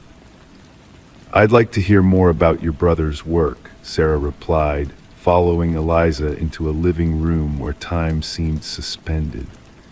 Photos of Michael were everywhere, preserved in an eternal present where he was forever 38, forever missing rather than gone. "He loved his job," Eliza said, sinking into an armchair as she gestured for Sarah to sit.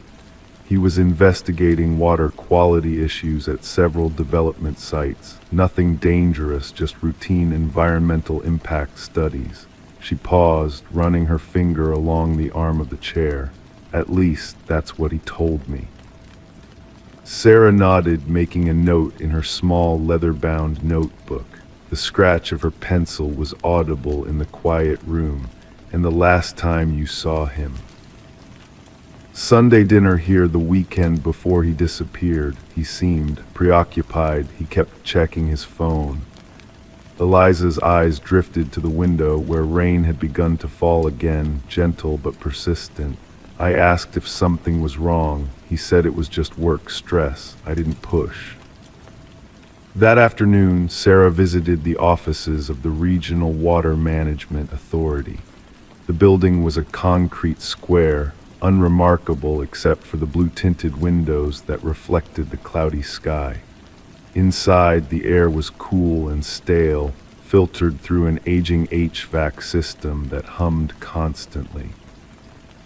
Harold Prentice, the current director, had been Michael's supervisor 12 years ago. He received Sarah in an office decorated with awards and certificates, each frame perfectly aligned with the next. "Michael Warren," he said, without waiting for Sarah to explain her visit. "I heard someone's been asking about him again." He adjusted his tie, a nervous gesture that made Sarah take particular note of his demeanor. "Tragic situation, one of our best analysts." "I understand he was working on several development sites before his disappearance," Sarah said, watching Prentice's face carefully. "Standard regulatory work," Prentice replied too quickly. "Environmental impact assessments for the Blackwater Shore development, if I recall correctly." "The same Blackwater where his car was found," Sarah noted, her voice neutral but her attention sharp. Prentice's fingers tapped a rhythm on his desk. A coincidence, surely. Michael often went fishing there. It was public land then. The development didn't break ground until years later. As Sarah left the building, the rain had stopped, leaving the air heavy with moisture. She drove slowly to Blackwater Lake, now transformed into an exclusive lakeside community of modern homes with picture windows and private docks. The public access point where Michael's car had been found was now a residents-only marina. She parked at the community entrance and walked along the shoreline as far as she could before private property began. The lake water lapped gently at the rocky edge, each small wave erasing the marks of the one before it. Something about this place had called to Michael in his final days. Something had brought him here. Back at the precinct, Sarah spread the contents of Michael's case file across her desk. Employment records, bank statements, phone logs from 2013. Nothing unusual, except for a series of calls to a number that belonged to Clayton Reynolds, a board member of Shore Point Development Corporation, the company behind the Blackwater Shore project. Sarah dialed Eliza Warren. "Did your brother ever mention someone named Clayton Reynolds?" The silence on the line stretched for several seconds. "Yes," Eliza finally answered, her voice barely above a whisper. "The night before he disappeared, he called me. He said he had found something in the water samples, something that Reynolds was trying to bury. He was supposed to meet me the next day to explain, but he never showed up." The following morning, Sarah requested the original water testing reports from the county archives. Hours later, she sat at her desk, comparing Michael's submitted reports with his handwritten field notes recovered from his home after his disappearance. The discrepancies were subtle but unmistakable. The official reports showed acceptable levels of chemical compounds. His field notes indicated dangerously high concentrations of industrial waste. Someone had altered the reports. As Sarah drove to Clayton Reynolds' office at Shore Point Development, the pieces began to align. The altered reports, the calls between Michael and Reynolds, the location of Michael's abandoned car. A pattern was emerging from the fog of 12 years. Reynolds' assistant led Sarah into a corner office with views of the city skyline. Reynolds himself stood by the window, a silhouette against the gray afternoon light. "Detective," he said, turning to face her, "I understand you're looking into that old missing persons case, the environmental scientist." "Michael Warren," Sarah replied, studying the man carefully. "At 65, Reynolds had the confident bearing of someone accustomed to power and its privileges. His sister received a call from his disconnected number 3 days ago. Reynolds' expression didn't change, but his hand tightened almost imperceptibly around the pen he was holding. That sounds like a technical glitch or a cruel prank. Perhaps, Sarah conceded, but it made me look again at Michael's work before he disappeared, specifically his water quality reports for Blackwater Shore. The pen in Reynolds' hand stopped moving. Ancient history detective, that development was completed years ago. Yes, Sarah agreed. After Michael's reports cleared the way for construction, reports that appear to have been altered from his original findings. The silence in the room was thick enough to touch. Outside, clouds gathered, darkening the office despite the wall of windows. 12 years is a long time, detective, Reynolds finally said, his voice measured. Memories fade, evidence disappears, people move on. Not everyone, Sarah replied, not Eliza Warren. As she left Shore Point Development, Sarah's phone rang. The lab technician's voice was excited.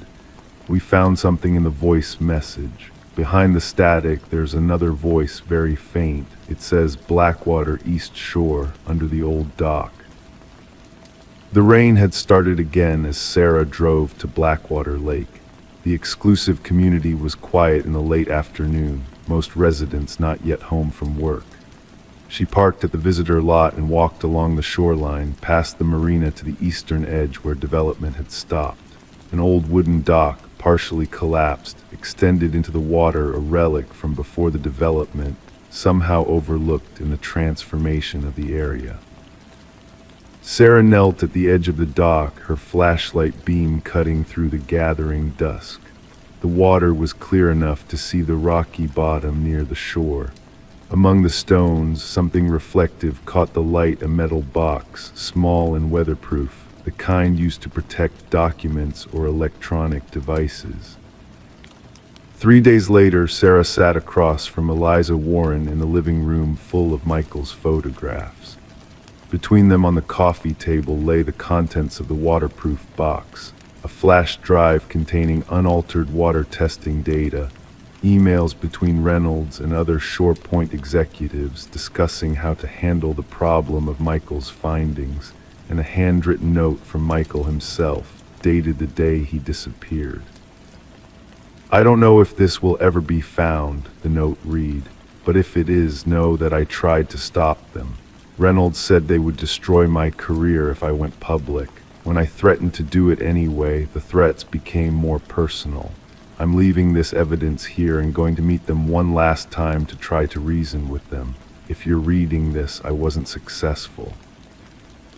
Eliza's tears fell silently as Sarah explained what would happen next. The investigation reopened, the evidence evaluated.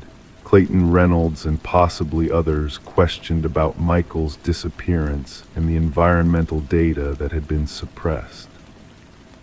But how, Eliza asked, wiping her eyes. How did I get that phone call? How did it lead us here? Sarah had no answer that would satisfy either of them.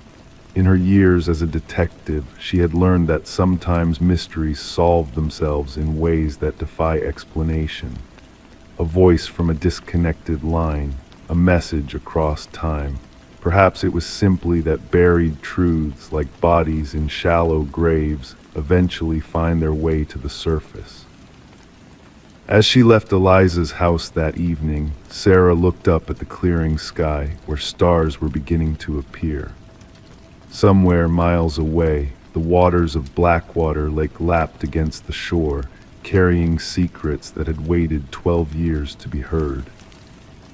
Justice moved slowly like those waters, but it was coming, and somewhere perhaps Michael Warren knew it. Story 10, she cleared the steam from the mirror, gazing at her reflection. Everything appeared normal at first glance, her features familiar, her attire unchanged. Yet a sense of unease crept in as she continued to peer into the mirror. A subtle movement caught in the corner of her eye, not of her own making.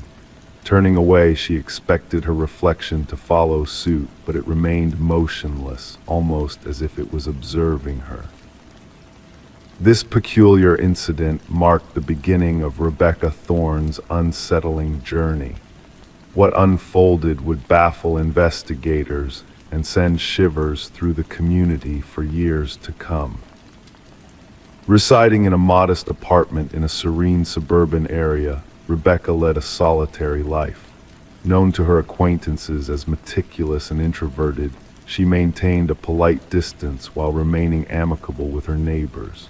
Her occupation as a data analyst for a medium-sized firm dictated a life governed by routines and exactness. There was nothing in her demeanor to suggest that she would become entangled in one of the decade's most enigmatic criminal enigmas. The first signs were subtle.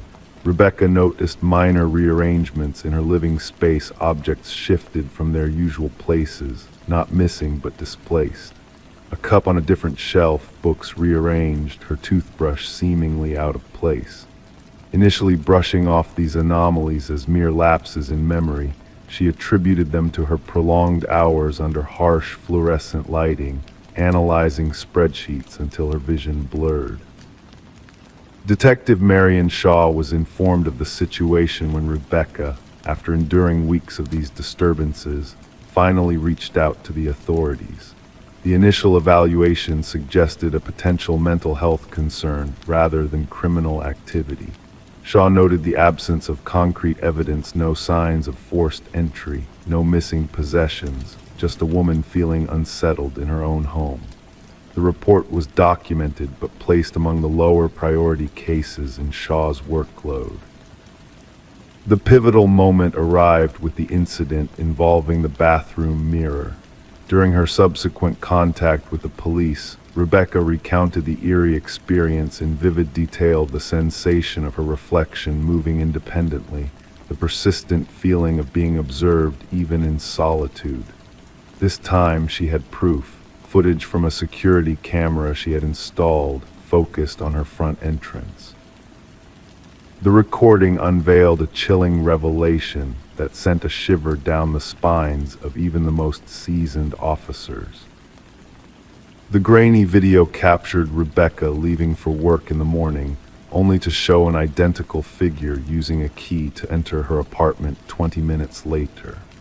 Forensic experts scrutinized the footage for any signs of tampering or manipulation, but found none. The individual mirrored Rebecca's movements, attire, and even carried her distinctive leather bag. Yet, according to time-stamped records from her workplace security system, Rebecca was already present in her office building across town.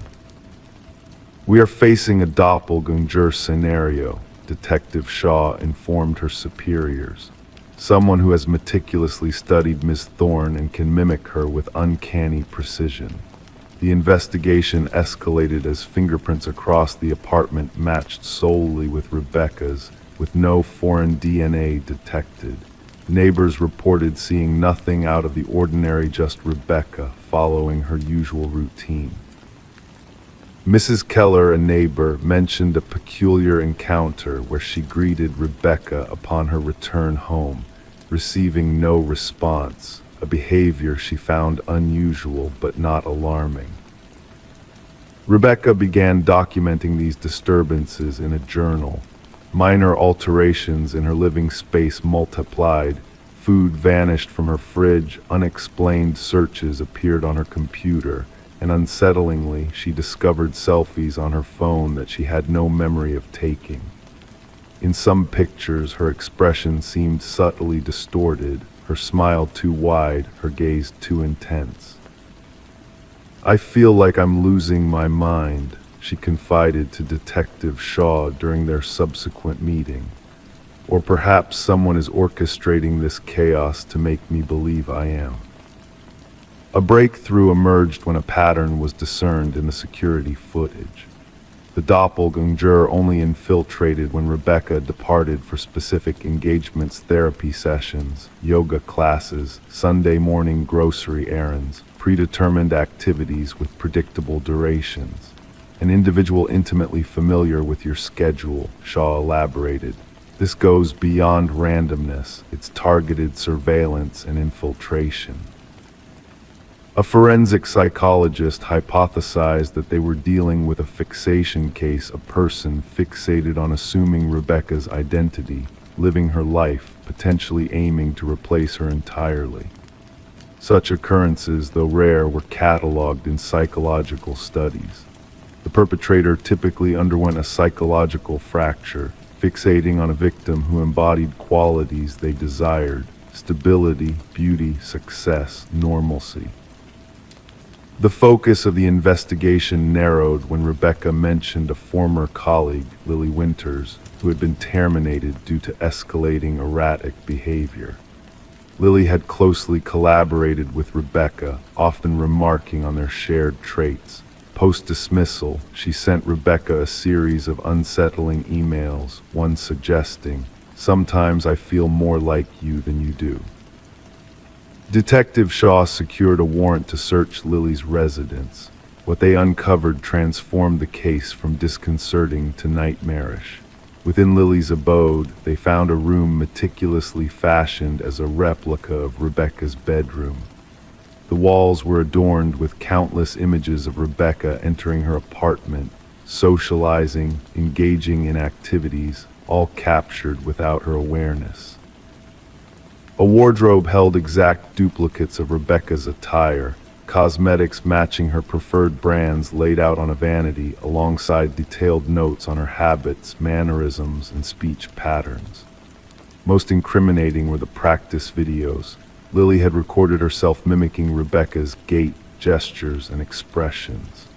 The progression was evident, with early attempts being clumsy and overt, evolving into near indistinguishable imitations of the genuine Rebecca.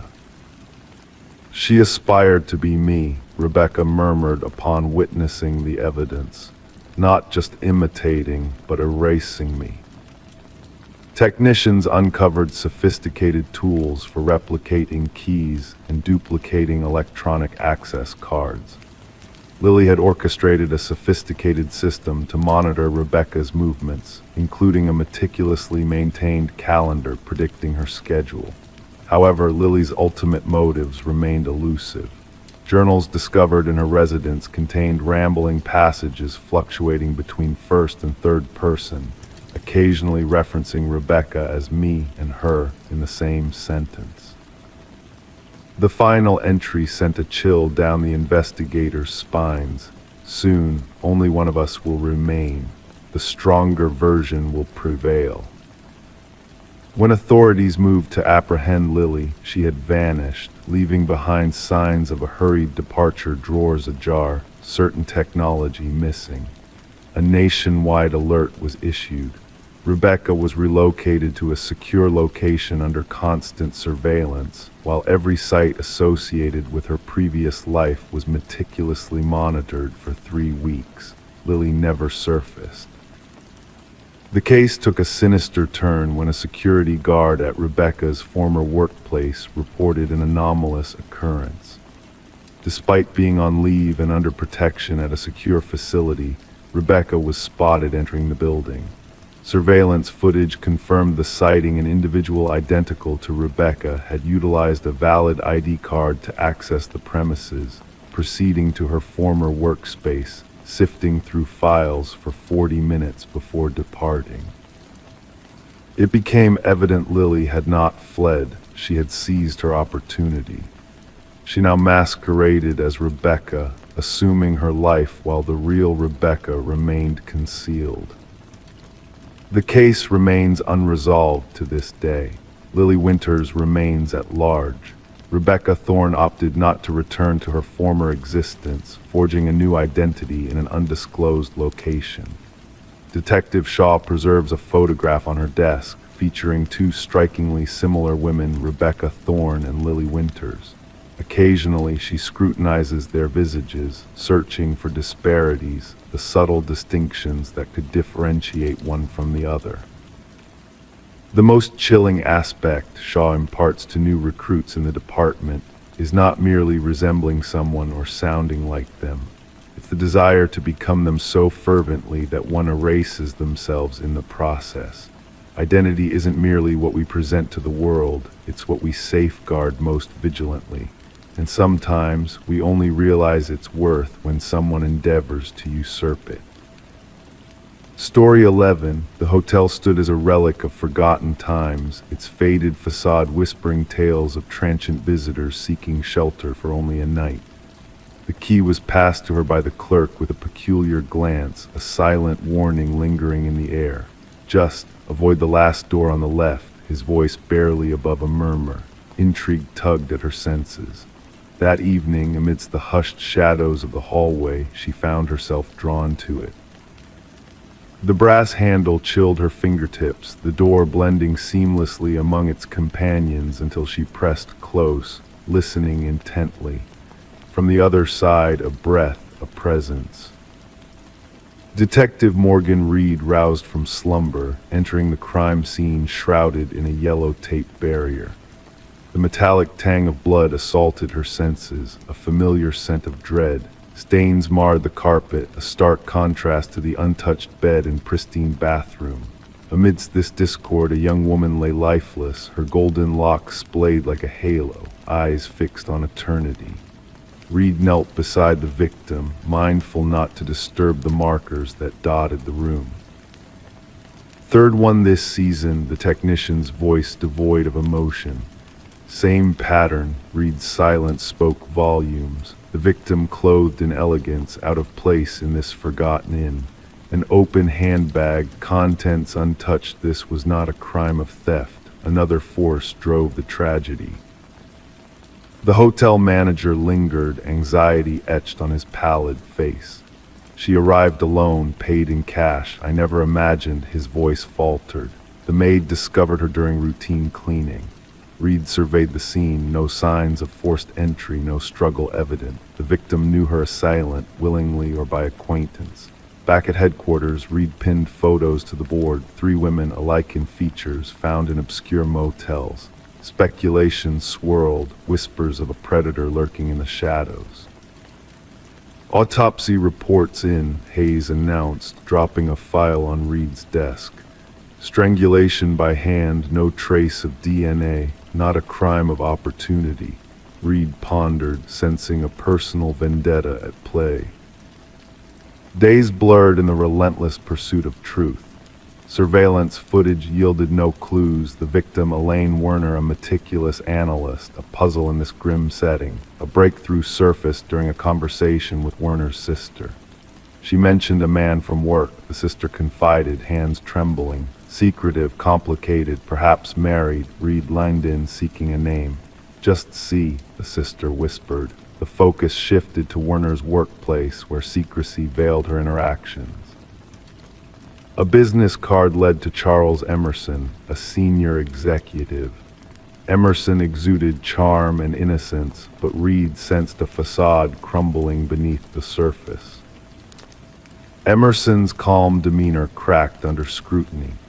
We were involved, but it ended. She threatened my life, his admission tinged with defiance. Reed probed, unraveling a web of deceit.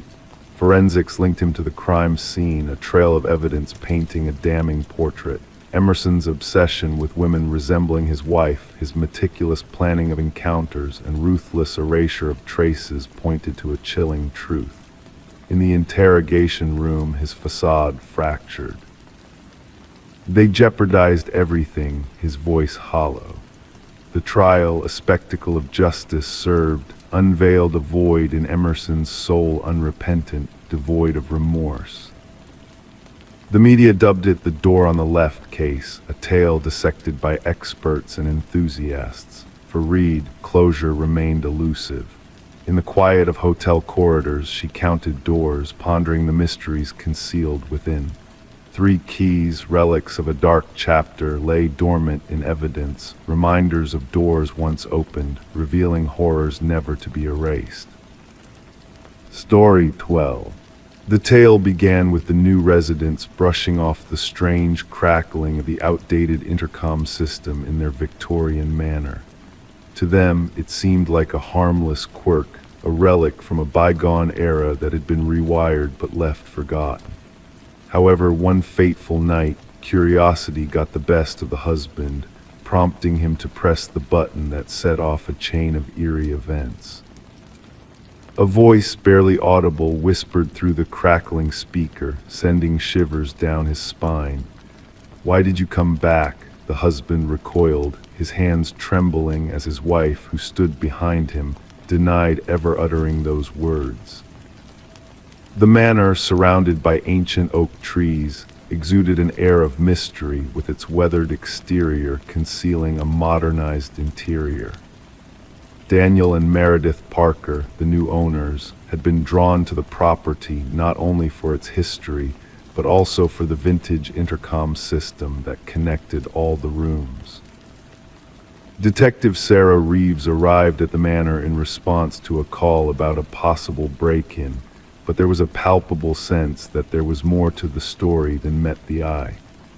Daniel, with a solemn expression, led the detective through the grand foyer, recounting how the strange occurrences had started with the intercom, a progression from static to whispers, and eventually full sentences that both he and his wife had heard. In the living room, Meredith sat rigid on an antique sofa, her grip tight on a steaming mug she dared not touch.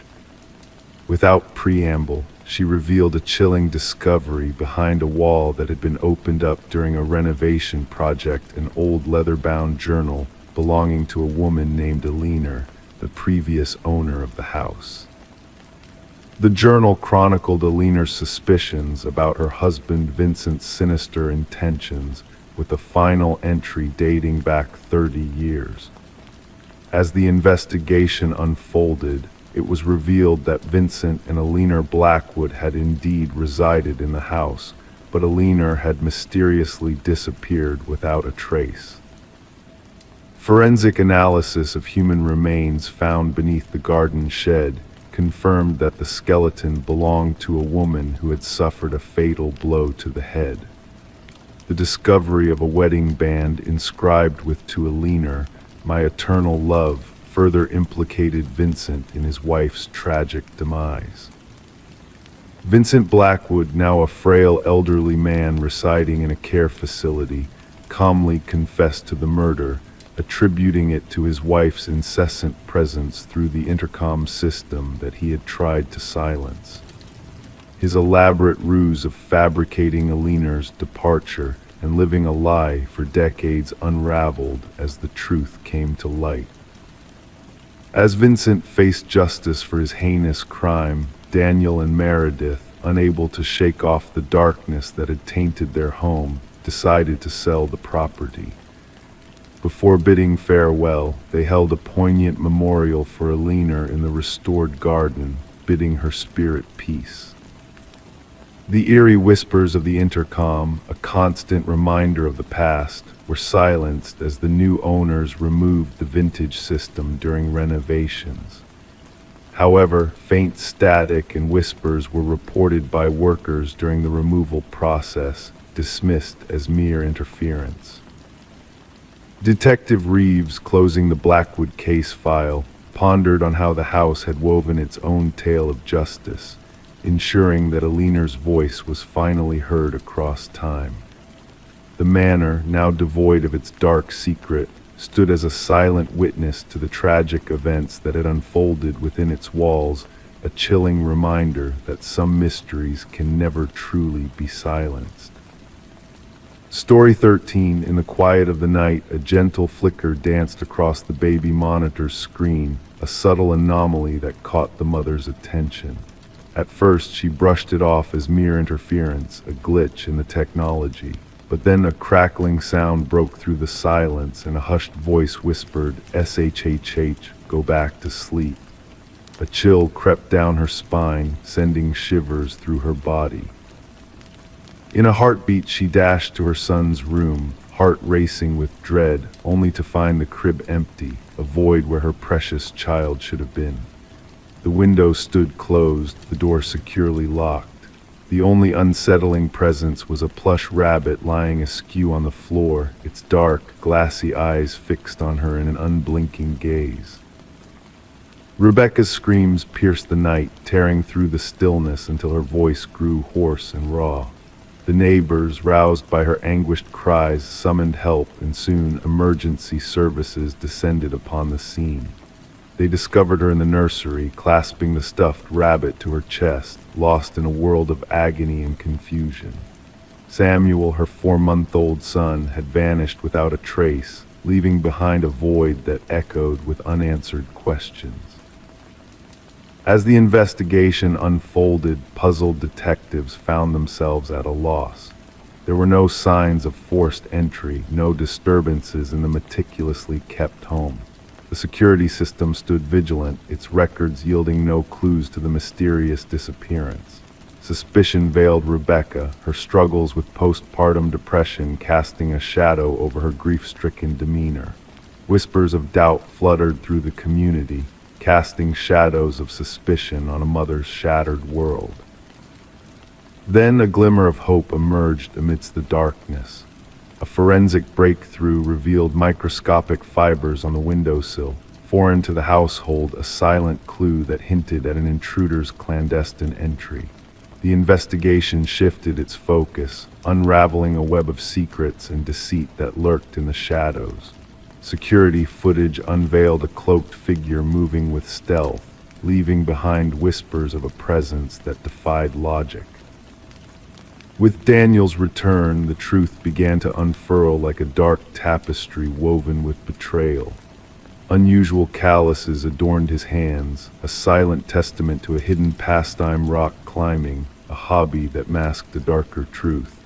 Financial records whispered of insidious plans, a life insurance policy taken out on Samuel, a child caught in the crosshairs of greed and deception.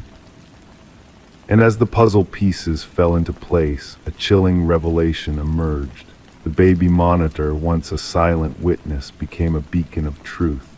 Hacked and manipulated, its digital threads led investigators to a basement where a ghost from the past cradled the missing child. Elaine, a shadowy figure with vacant eyes, surrendered to the harsh light of justice, her motives shrouded in a veil of obsession and loss. The trial echoed with the weight of betrayal, as encrypted messages and damning evidence painted a portrait of deceit. Daniel and Elaine stood at the precipice of judgment, their fates intertwined by a web of lies that unraveled in the harsh light of truth. The courtroom fell silent as the baby monitor's whispered secrets echoed through the chamber, a haunting reminder of the night that changed everything. In the aftermath, Rebecca and Samuel sought solace in a new beginning, a fresh chapter untainted by the shadows of the past. The world shifted, its gaze turning towards the vulnerabilities of modern technology, the dangers that lurked in the digital realm. And as time passed, Samuel grew, oblivious to the darkness that once threatened to consume him, a testament to resilience in the face of adversity. Rebecca kept the stuffed rabbit, a silent sentinel of the past, its glassy eyes a reminder of a night veiled in mystery. Locked away in a box, it bore witness to the truth that lingered in the shadows, a truth that no one could erase. The baby monitor had spoken, its whispers carrying a tale of deception and redemption, a story etched in the quiet hum of the night. Story 14. The town never spoke of the house on the edge of the woods. It stood solitary, its windows dark, its porch weary under the weight of time. No one laid claim to it, no one recalled its origins. Yet when a band of hikers strayed too near, they glimpsed something peculiar, names etched into the wooden siding, carved deep like omens. At the foot of the list, new and untouched, was a name alien to them all, until one of them murmured, voice quivering, "That's mine." In the dead of night, a call came through. Dispatch logged it as a routine trespassing incident. The voice at the other end belonged to Mason Wright, the foremost hiker who stumbled upon his name etched into the forsaken abode.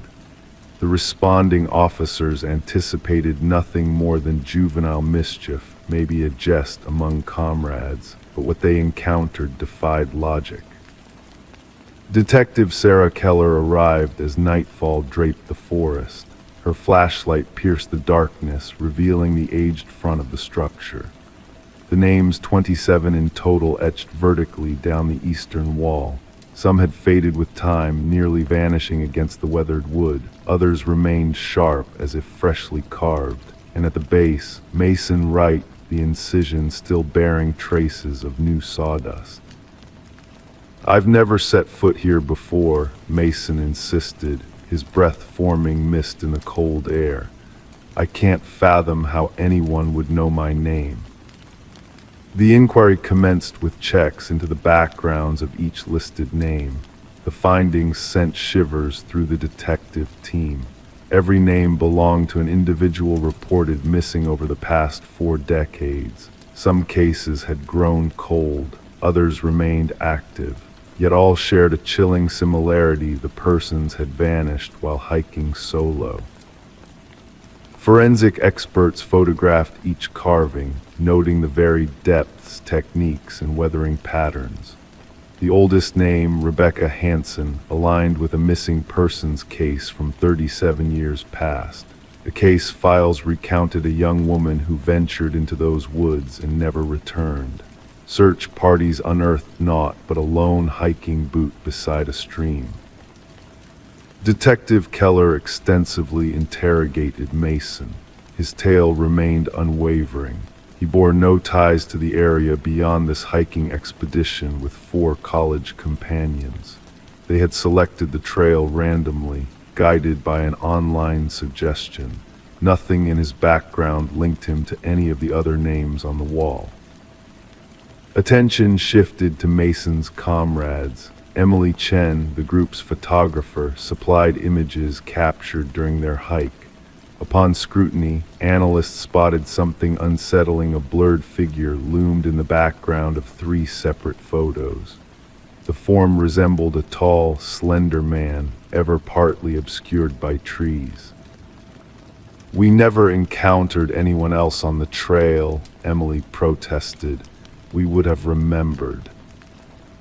Detective Keller ordered a search of the house's interior. The structure seemed abandoned. Dust blanketed every surface. Furniture lay shattered and strewn. Yet in the basement, officers stumbled upon a disturbing sight. Belongings of the missing hikers sat arranged neatly on wooden shelves. Watches, backpacks, cameras, wallets, each tagged with a corresponding name from the exterior wall. Technicians meticulously cataloged every item. Beneath ultraviolet light, bloodstains emerged on the concrete floor, years of marks someone had tried to erase.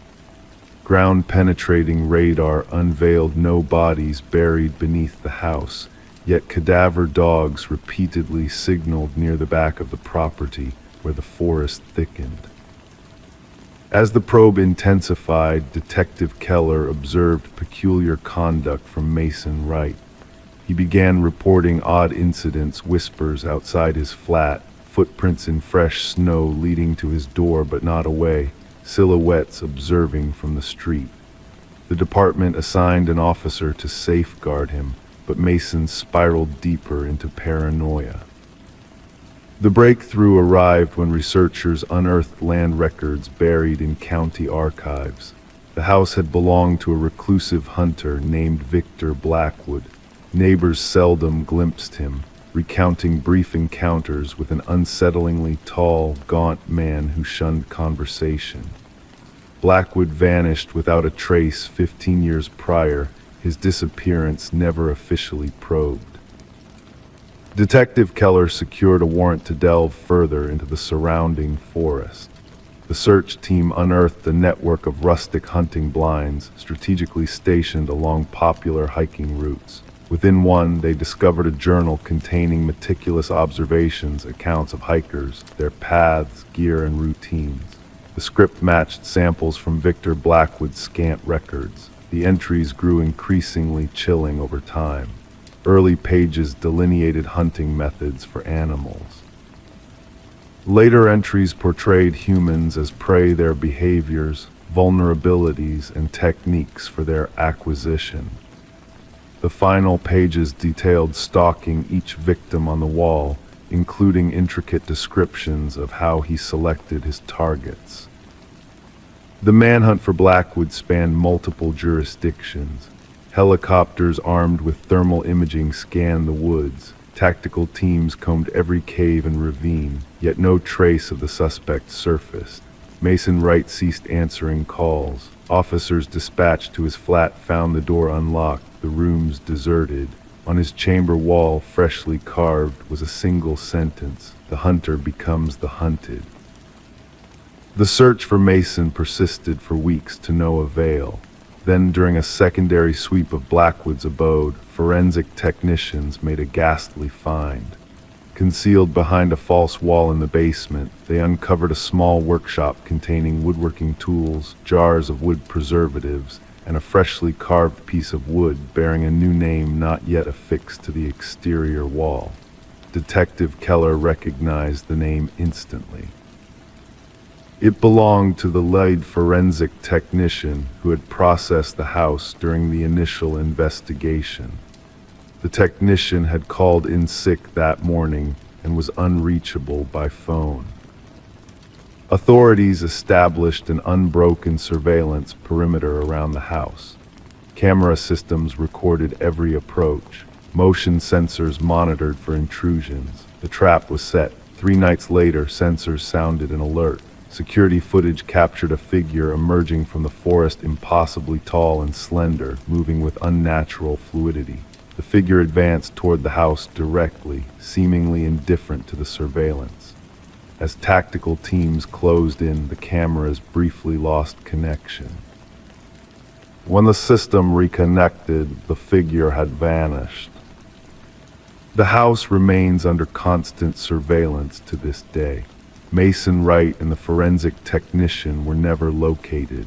The investigation persists, with fresh resources allocated as similar disappearances are reported in other wooded areas. The names on the wall have become legendary among law enforcement.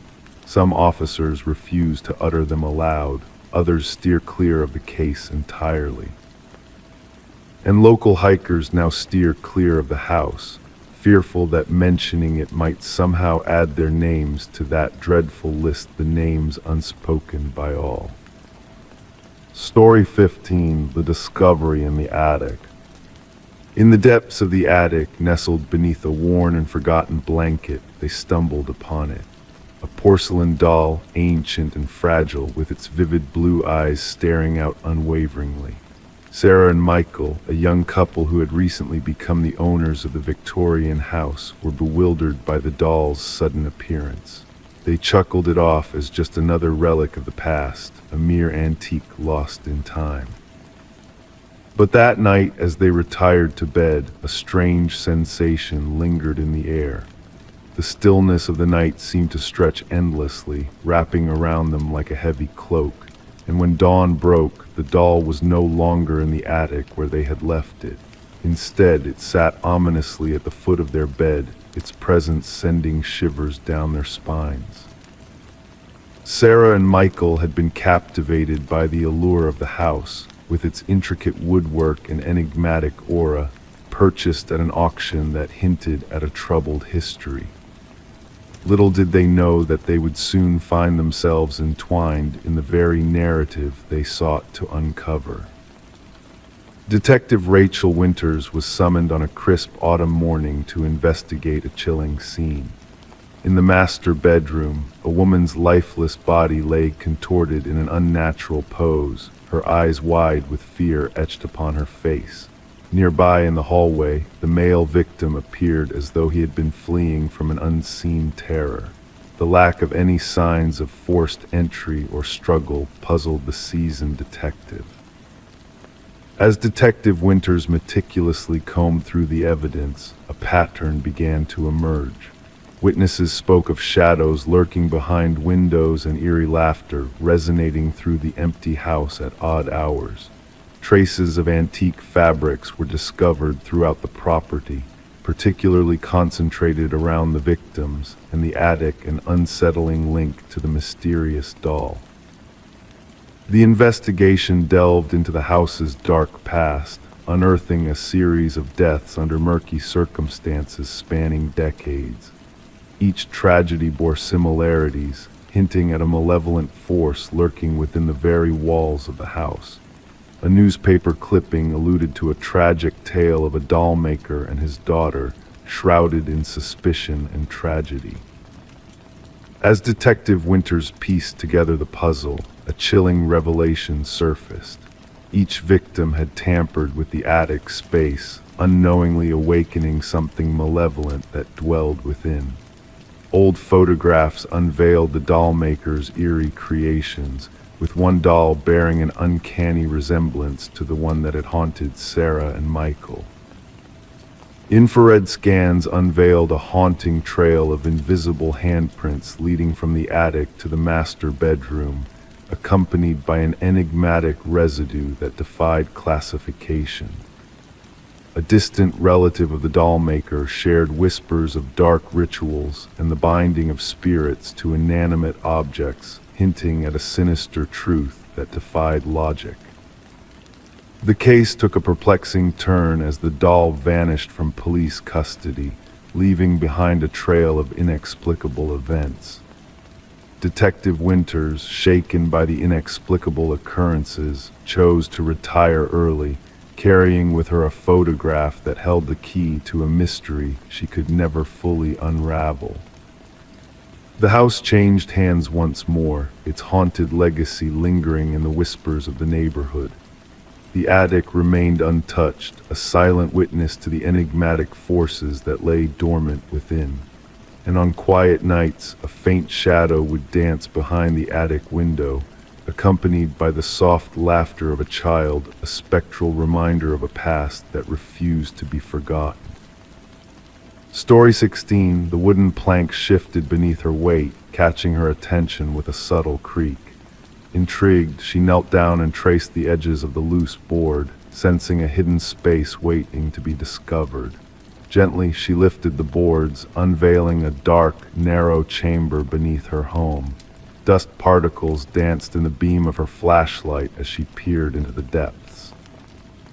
At first, only shadows greeted her, but soon shapes emerged: a mattress, a chair, and a worn notebook tucked in the corner, its pages filled with repetitions of her own name.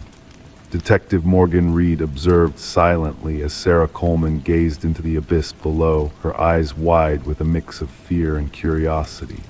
It wasn't just a hidden room they had unearthed. It was a violation of her sanctuary, a breach of safety that shook her to the core. "Don't disturb anything," Detective Reed cautioned, her voice steady yet commanding. With a click of her flashlight, more of the concealed space was revealed, walls adorned with surveillance photos capturing Sarah's every move, walking, socializing, existing. A shrine of obsession meticulously crafted right beneath her unsuspecting feet. Sarah had purchased the quaint cottage from the estate of an elderly man named Walter Green, a recluse who had passed away with no known kin. The property had sat empty for months before she made it her own. The real estate listing had painted it as charming and ready for a touch of renovation. No hint of the hidden chamber lurking beneath the surface. "I never met him, the previous owner," Sarah murmured. "Neighbors said he kept to himself. I was told that basement access was sealed off long ago. That's what the inspection report claimed." Crime scene investigators arrived, their equipment echoing against the wooden floors as they entered the hidden room. Every detail was documented, evidence meticulously logged, and the mattress, chair, and notebook carefully extracted. Forensic analysis unveiled a plethora of fingerprints, all belonging to Walter Green. What sent shivers down their spines was the timeline they reconstructed. Through utility records and dated photographs, they discovered Walter had been shadowing Sarah for at least 3 years before his demise. He had been present in her everyday life, unseen and unnoticed. This level of fixation often escalates, the department psychologist explained during a debrief. From daydreams to concrete plans, the hidden room suggests he was preparing for something more direct.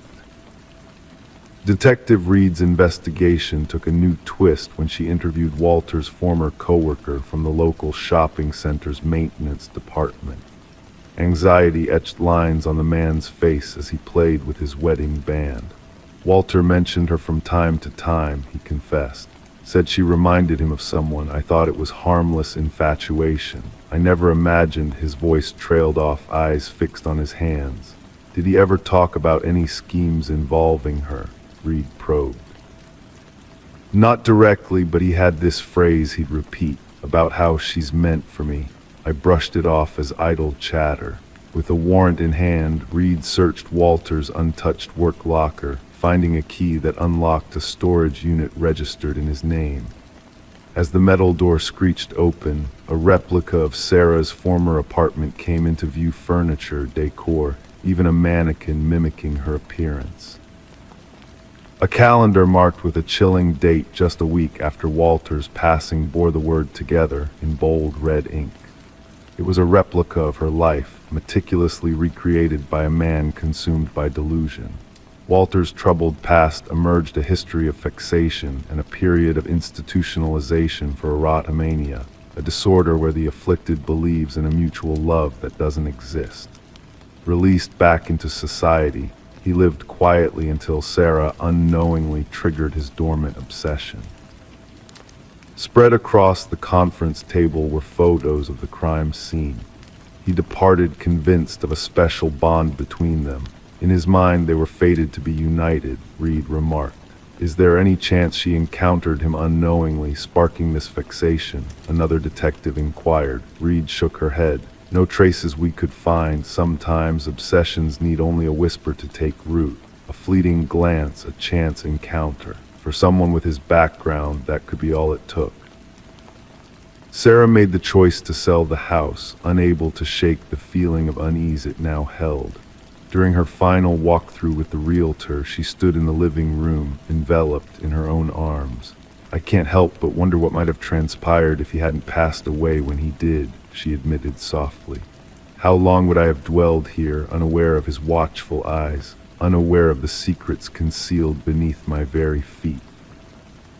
The case was closed following Walter's demise, labeled as stalking with intent to abduct, even though the abduction never materialized. The psychological evaluation painted a chilling picture of Walter's designs to confine Sarah either in the hidden chamber or the storage unit. Sarah relocated, altering her routines and guarding her privacy with newfound vigilance. Detective Reed occasionally checked in from afar, a silent acknowledgement of how narrowly Sarah had avoided a tragic fate. The cottage passed into the hands of a young couple oblivious to its haunting past. The hidden room was sealed off, the floorboards replaced, life moving forward. Yet for those privy to the truth, the tale of the room beneath the floor lingered as a somber reminder of the unseen perils that linger, of monsters who elude capture, and of victims who nearly meet their end without ever knowing. Story 17. The new occupants believed it to be just peeling wallpaper. Yet as they carefully stripped away the layers, a hidden narrative unveiled itself. Scrawled in ink repeatedly was a name. The same name covering every surface, written in a frenzied, uneven hand. It was not the name of the prior residents. It was absent from all official records. However, a search online led them to a lone result, a cold case of a vanished person from long ago. And the most chilling part. The woman in the old photograph bore an uncanny resemblance to the one who had sold them the house. Michael and Sarah Klein had no immediate plans to renovate the Victorian-era dwelling. The enchanting old abode came at a surprisingly modest price, and the previous owner, a reserved, graceful woman with silver-streaked dark locks, had seemed keen to part with it, mentioning her impending move across the country. The couple had been captivated by the home's charisma, its intricate woodwork and lofty ceilings whispering tales of a bygone era. It all began with a simple water stain in the master bedroom. Sarah spotted a yellowing discoloration seeping through the floral wallpaper. When Michael probed it with his fingers, the paper yielded, revealing another layer beneath. Intrigued, they cautiously peeled back the damaged section. The first layer unveiled outdated paisley designs from what they presumed to be the 1970s. Beneath that, striped paper from an earlier time. But as they continued, a surprise awaited them in the third layer down. Writing, dark ink against faded beige paper. Not random markings, but a name, Alina Winters, repeated endlessly, the script growing increasingly desperate and erratic across the wall. "Who is Alina Winters?" Sarah murmured, her fingers trailing the frenzied writing. The discovery left them unsettled. That night, Michael sat at their kitchen island, laptop aglow, scouring property records. The house had changed hands multiple times over the years. No trace of Alina Winters appeared in any documents. The woman who had sold them the house was registered as Margaret Cavendish. Sarah joined him, clutching a coffee mug. Try searching just the name. The internet search yielded sparse results until they stumbled upon an archived newspaper article, digitized from microfiche. Alina Winters, 27 years old, reported missing in the winter. The monochrome photograph depicted a young woman with dark hair and distinctive eyes that mirrored those of Margaret Cavendish, the woman who had handed them the keys to the house. "This article dates back 30 years, Michael spoke, his voice barely above a whisper amidst the hum of the refrigerator. Margaret could be the right age now, but Sarah swallowed hard. The missing woman never received closure. No body found, no suspects named. Their interest morphed into an all-consuming fixation.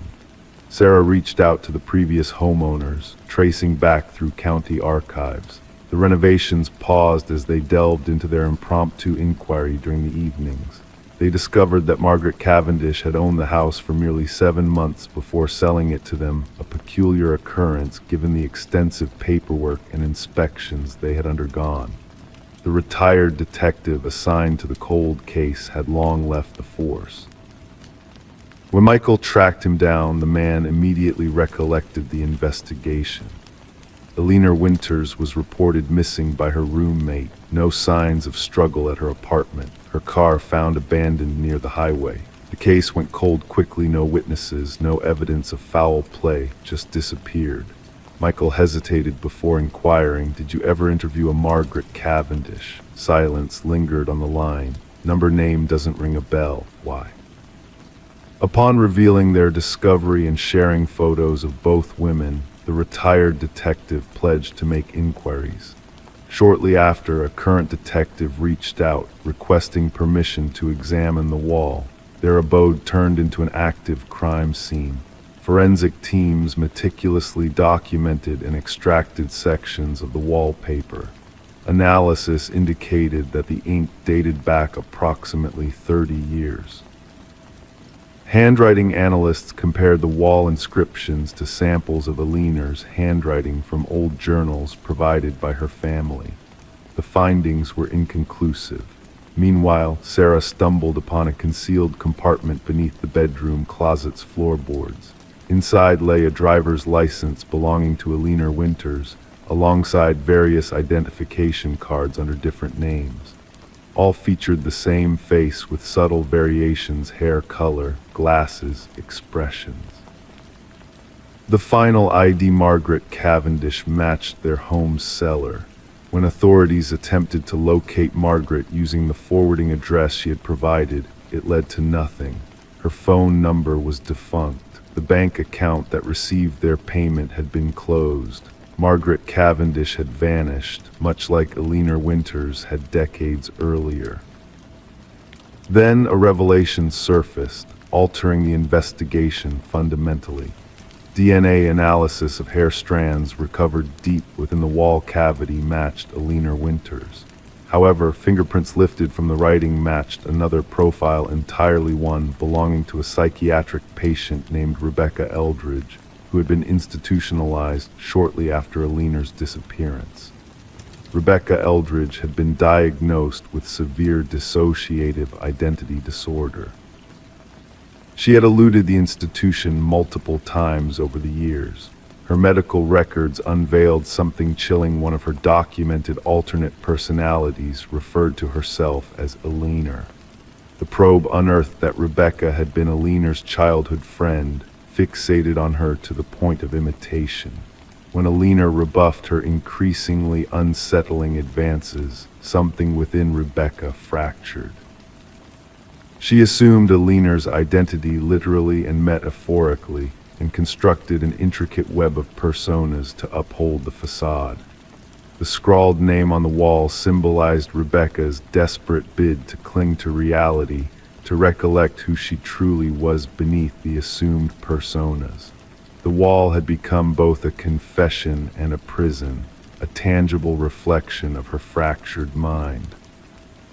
Sarah and Michael observed from their front porch as forensic teams excavated specific sections of their backyard, guided by ground-penetrating radar that had detected anomalies below the surface. The cold case had grown hot all of a sudden. The remains unearthed from beneath the garden belonged to Aliner Winters. Rebecca Eldridge, known to Michael and Sarah as Margaret Cavendish, was eventually apprehended while attempting to cross the border under yet another identity. When confronted with evidence, the persona presenting as Margaret crumbled, and another emerged, one who admitted to killing Aliner in a fit of jealousy. The names on the wall had served as both a memorial and a manifestation of guilt, inscribed by a fractured mind attempting to preserve shreds of truth despite itself. Justice arrived 3 decades late for Aliner's family. For Michael and Sarah, their dream home became infamous, a footnote in true crime history, forever identified as the house where the walls themselves confessed to a tragedy. Story 18. The worn envelope sat on the detective's desk, its corners tinged with age, yet the stamp fresh as if just placed there days ago. With a delicate touch, Detective Sarah Morgan unfolded the letter within, revealing a single sheet of paper bearing a message typed in a hurried, uneven script. "I am sorry for what I did." The paper exuded a faint dampness, a metallic tang hanging in the air. A reddish smear along the edge caught their attention, distinct from the typed words. It wasn't ink staining the paper. Carefully, Morgan sealed the letter in an evidence bag, her gloved hands moving with practiced precision. The forensics team confirmed her suspicions the stain was human blood, a match to DNA from an unsolved homicide of journalist Rebecca Warren, a case that had lingered in the shadows of the department for years. Rebecca had been found in her apartment, a victim of multiple stab wounds, her laptop missing, her notes scattered, a tragic puzzle hinting at a story gone awry. The arrival of this mysterious letter, simply addressed to Homicide Division, breathed new life into the cold case. Few fingerprints adorned the paper and envelope, only faint smudges hinting that the sender had taken care to avoid leaving a trace. The postmark, however, offered a glimmer of hope, a thread to follow. Morgan gathered her team in the dimly lit briefing room, where the walls held the weight of unsolved mysteries past. She pinned the letter's image at the heart of the board, declaring, "This changes everything. Our killer shows remorse." Detective James Chen, her steadfast partner in the investigation, studied the letter thoughtfully. "Or perhaps it's a facade, a cruel game of deception," he countered. The forensics team traced the unique typewriter patterns to an antique model long out of production, a rarity not beyond reach. They cast their net wide, reaching out to collectors and shops in search of this elusive machine. As the inquiry gained momentum, they delved into Rebecca's world. Her editor painted a picture of a relentless journalist unearthing corruption, her latest inquiry entwined with a wealthy family embroiled in politics. The sudden passing of the family patriarch had stirred a nest of discord, siblings clashing over a contentious inheritance. In their pursuit of truth, the detectives revisited Rebecca's boyfriend, Michael Barnes. His demeanor now betrayed a nervous edge, a tremor in his voice as he revealed, "Rebecca spoke of being followed. I brushed it off as paranoia, a mistake I now regret."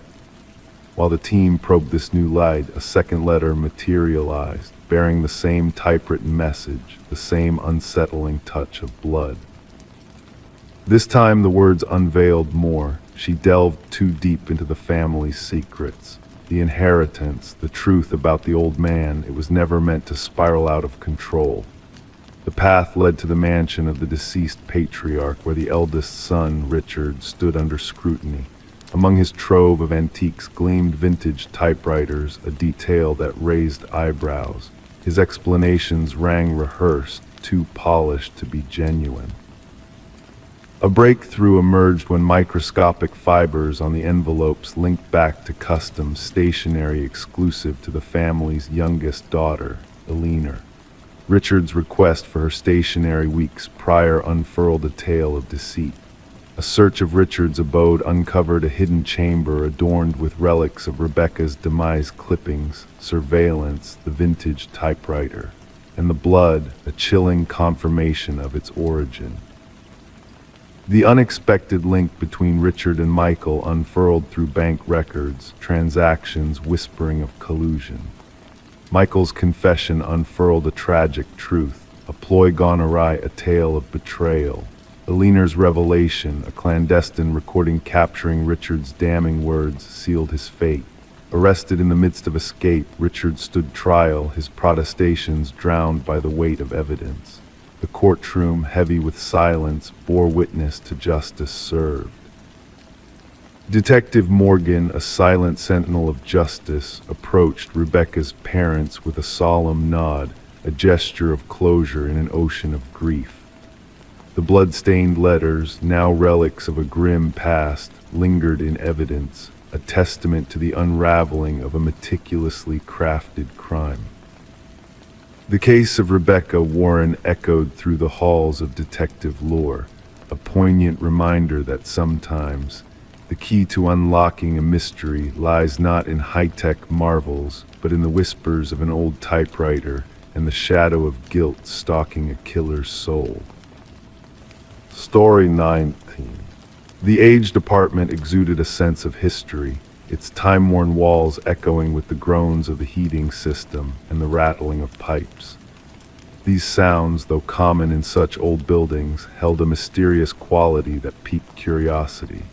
A young woman residing in one of the units brushed off the noises as part of the building's character until one fateful night when a faint yet distinct voice pierced through the vents, calling out her name in a haunting whisper.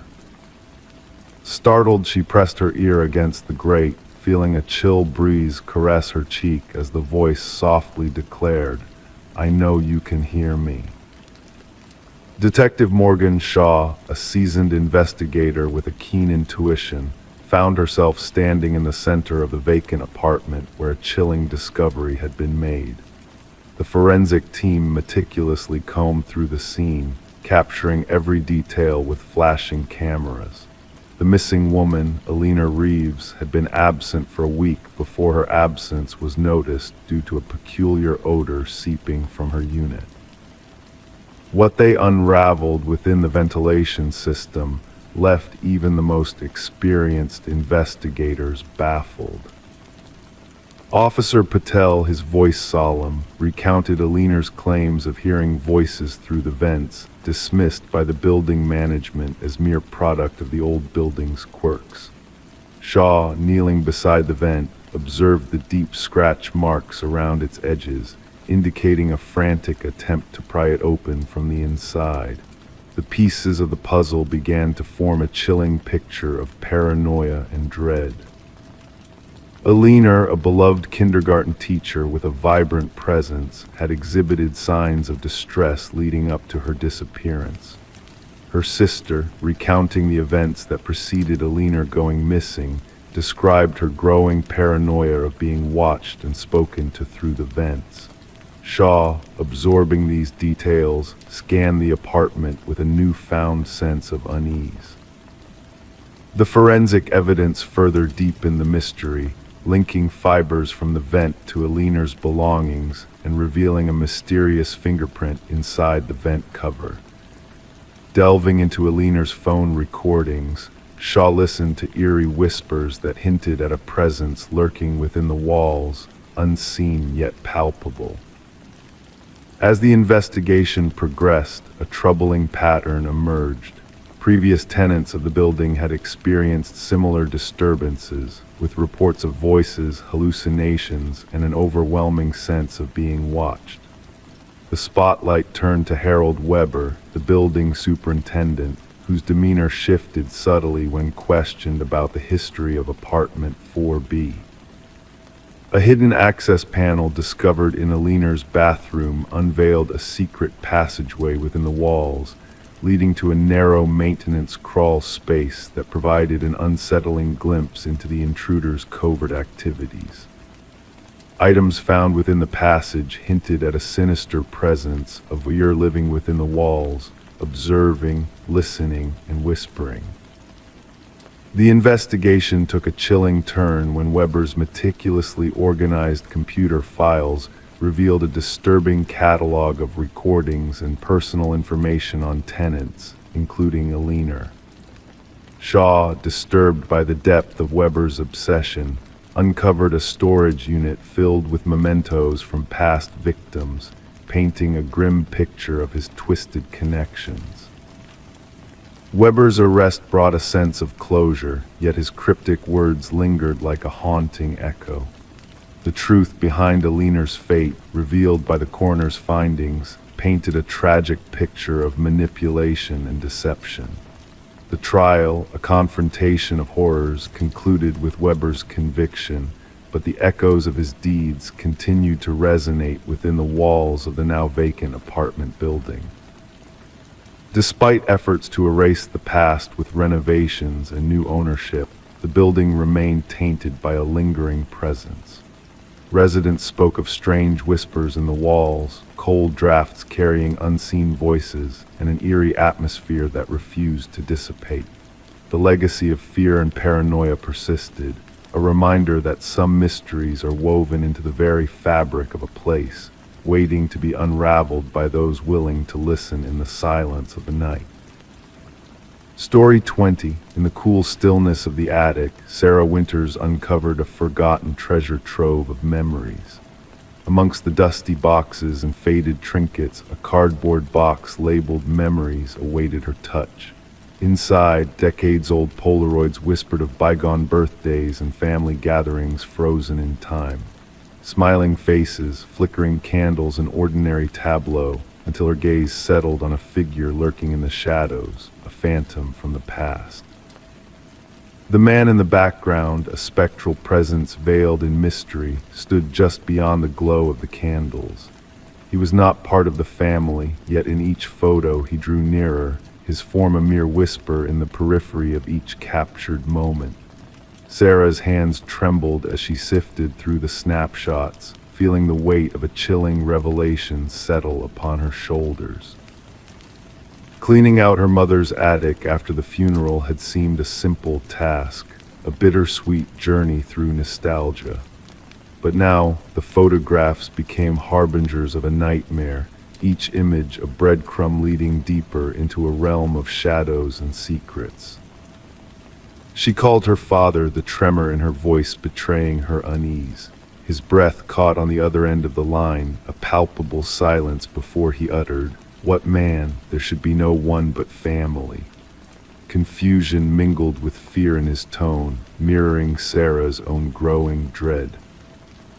Detective Marcus Reed, a stalwart presence amid the shifting shadows of his precinct office, listened as Sarah unfolded the enigma before him. Rain pattered against the window panes, casting ephemeral patterns of light and dark upon the worn photograph spread across his desk. His eyes, weathered yet sharp, traced the progression of the mysterious figure through the snapshots, a sense of intrigue stirring within him. No one recognized the enigmatic stranger who haunted the edges of the images. The progression of his movement through the gatherings, inching ever closer to the children, painted a chilling portrait of deliberate intent.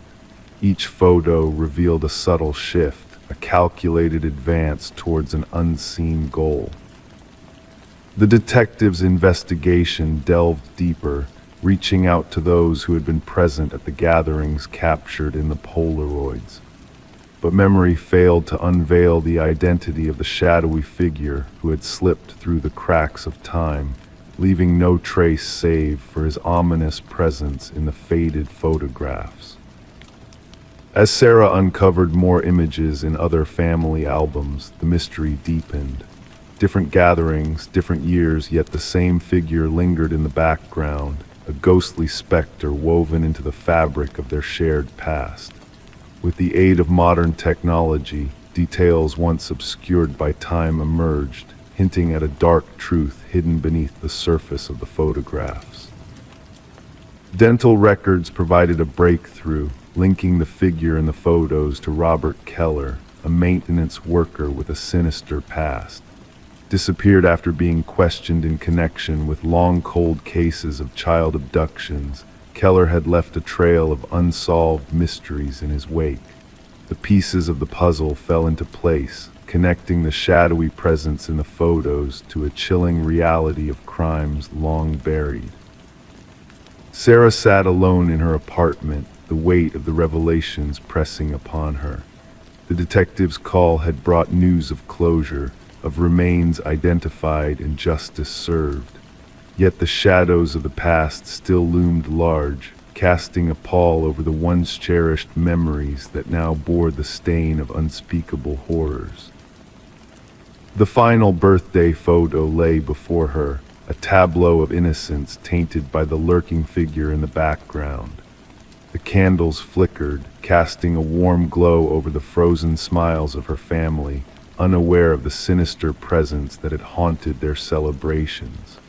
In that moment, as she traced the contours of the phantom's form, Sarah understood the insidious nature of hidden threats that moved unseen through the corridors of time. The box of memories, now transformed into a repository of evidence, bore witness to a truth long shrouded in darkness. The figure in the photos, once a spectral enigma, had been unmasked by the relentless pursuit of justice. Families found closure, though the answers brought little solace in the face of past traumas laid bare.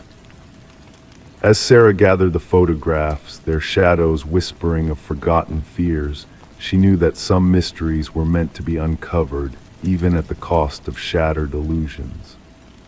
The hidden figures that moved through the tapestry of time, leaving behind only echoes of their presence, had finally been brought to light, a testament to the enduring power of truth in dispelling the shadows of the past. Story 21, the mysterious tale of the haunted mask, unfolded in a small town where the costume shop was on the verge of closure, its shelves lined with remnants of the past. Among the forgotten treasures, a woman discovered a mask that seemed to whisper secrets of a forgotten time. Its delicate features held a lifelike quality that stirred both fascination and unease. As she brought the mask to the counter, the cashier hesitated, a hint of discomfort in his eyes as he murmured, "That's not ours." Perplexed, the woman searched for a tag, but none was to be found.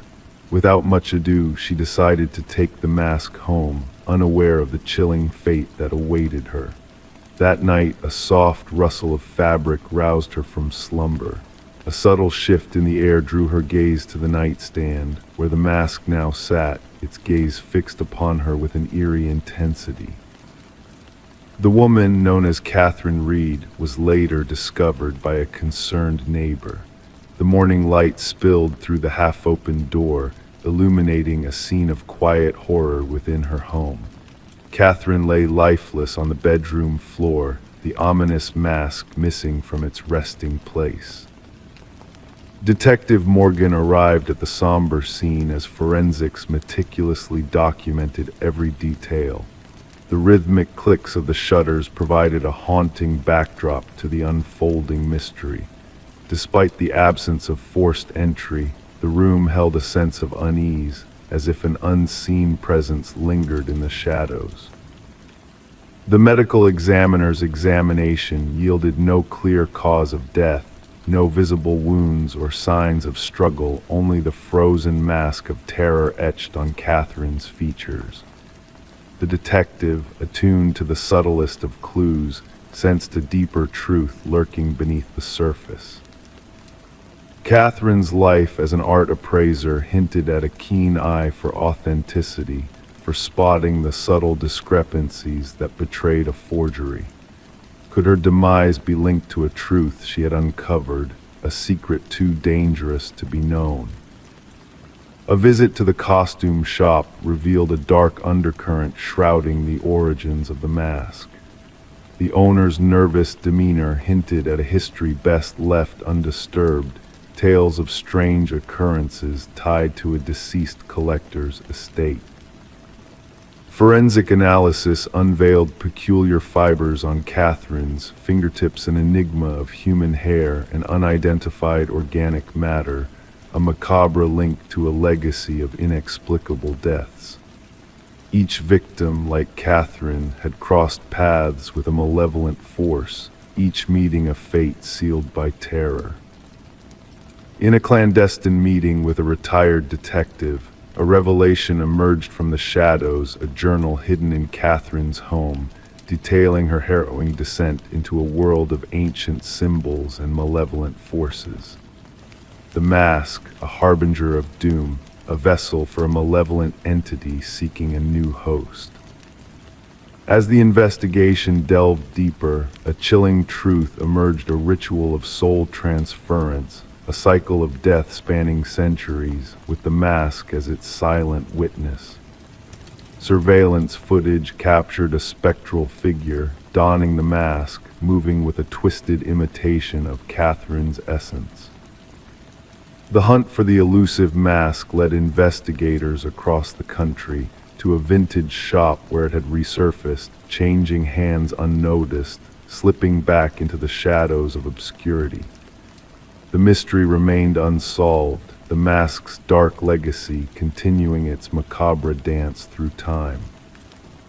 The detective, haunted by Catherine's journal and the specter of the mask, knew that the cycle would endure, that another unsuspecting soul would awaken to the mask's silent gaze, a harbinger of impending terror.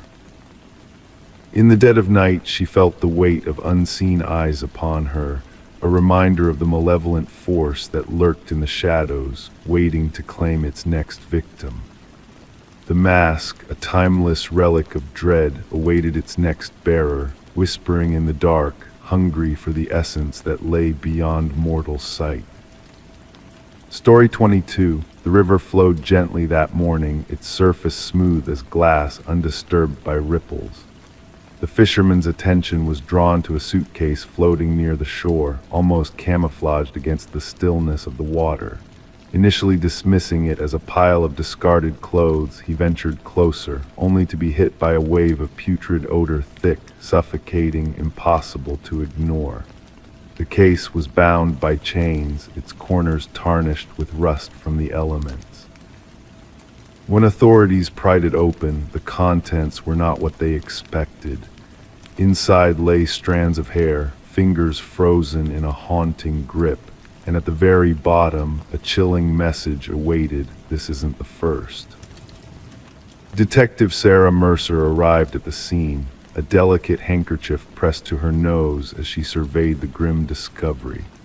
The victim, a woman in her mid-30s with dark locks and now pallid skin marred by water, elicited a sense of melancholy. The meticulous medical examiner meticulously documented every detail before the body was respectfully removed. What struck Mercer most was not just the manner of disposal, but the eerie amount of care given to the victim's appearance: nails impeccably manicured, hair freshly styled, dressed in luxurious garments. "It wasn't a hasty act," Mercer remarked, observing the water caressing the muddy banks. It was a deliberate showcase. The victim was identified as Catherine Walsh, a successful real estate agent specializing in high-end properties. Divorced, childless, she resided alone in an affluent neighborhood. Colleagues painted a portrait of a driven, detail-oriented woman who valued her privacy. Her disappearance was reported by her assistant after she failed to show up for a crucial showing to potential wealthy buyers. She wouldn't miss that appointment, the assistant insisted during interviews. That sale would have been her biggest achievement. As investigators combed through Walsh's impeccably kept home, a sense of eerie perfection lingered in the air. Every aspect was flawlessly arranged, from the designer furniture to the meticulously organized meals in the fridge labeled by day. However, a drawer slightly ajar in her home office revealed a hidden leather-bound journal. The final entry sent shivers down the spines of those present. He's watching again. Same car, different plates. Further examination of Walsh's digital footprint uncovered a series of unsettling emails from unknown senders, all bearing the same unsettling message: "I see your perfection." Sent at precise times on various days, these messages, coupled with her online searches for security systems and self-defense tools, painted a harrowing picture. Mercer pieced together these clues, linking the victim's meticulous lifestyle with the disturbing presentation of the crime scene. "Our perpetrator is methodical," she confided in her partner. "This wasn't a crime of passion, it was a meticulously planned ritual." A breakthrough emerged from an unexpected source. A local pawnshop owner identified Walsh's distinctive emerald necklace, absent from her belongings. The person who pawned it turned out to be a familiar face: Michael Linden, an unassuming maintenance worker. Surveillance footage revealed Linden's frequent visits to Walsh's building, sometimes with his maintenance cart, other times without, always during her absence. Upon searching Linden's modest abode, investigators unearthed a chilling revelation. The walls were adorned with photographs of Walsh and other women, all sharing an uncanny resemblance, all captured unbeknownst to them. Some images were ominously crossed out in red ink. Walsh was the third victim in his collection.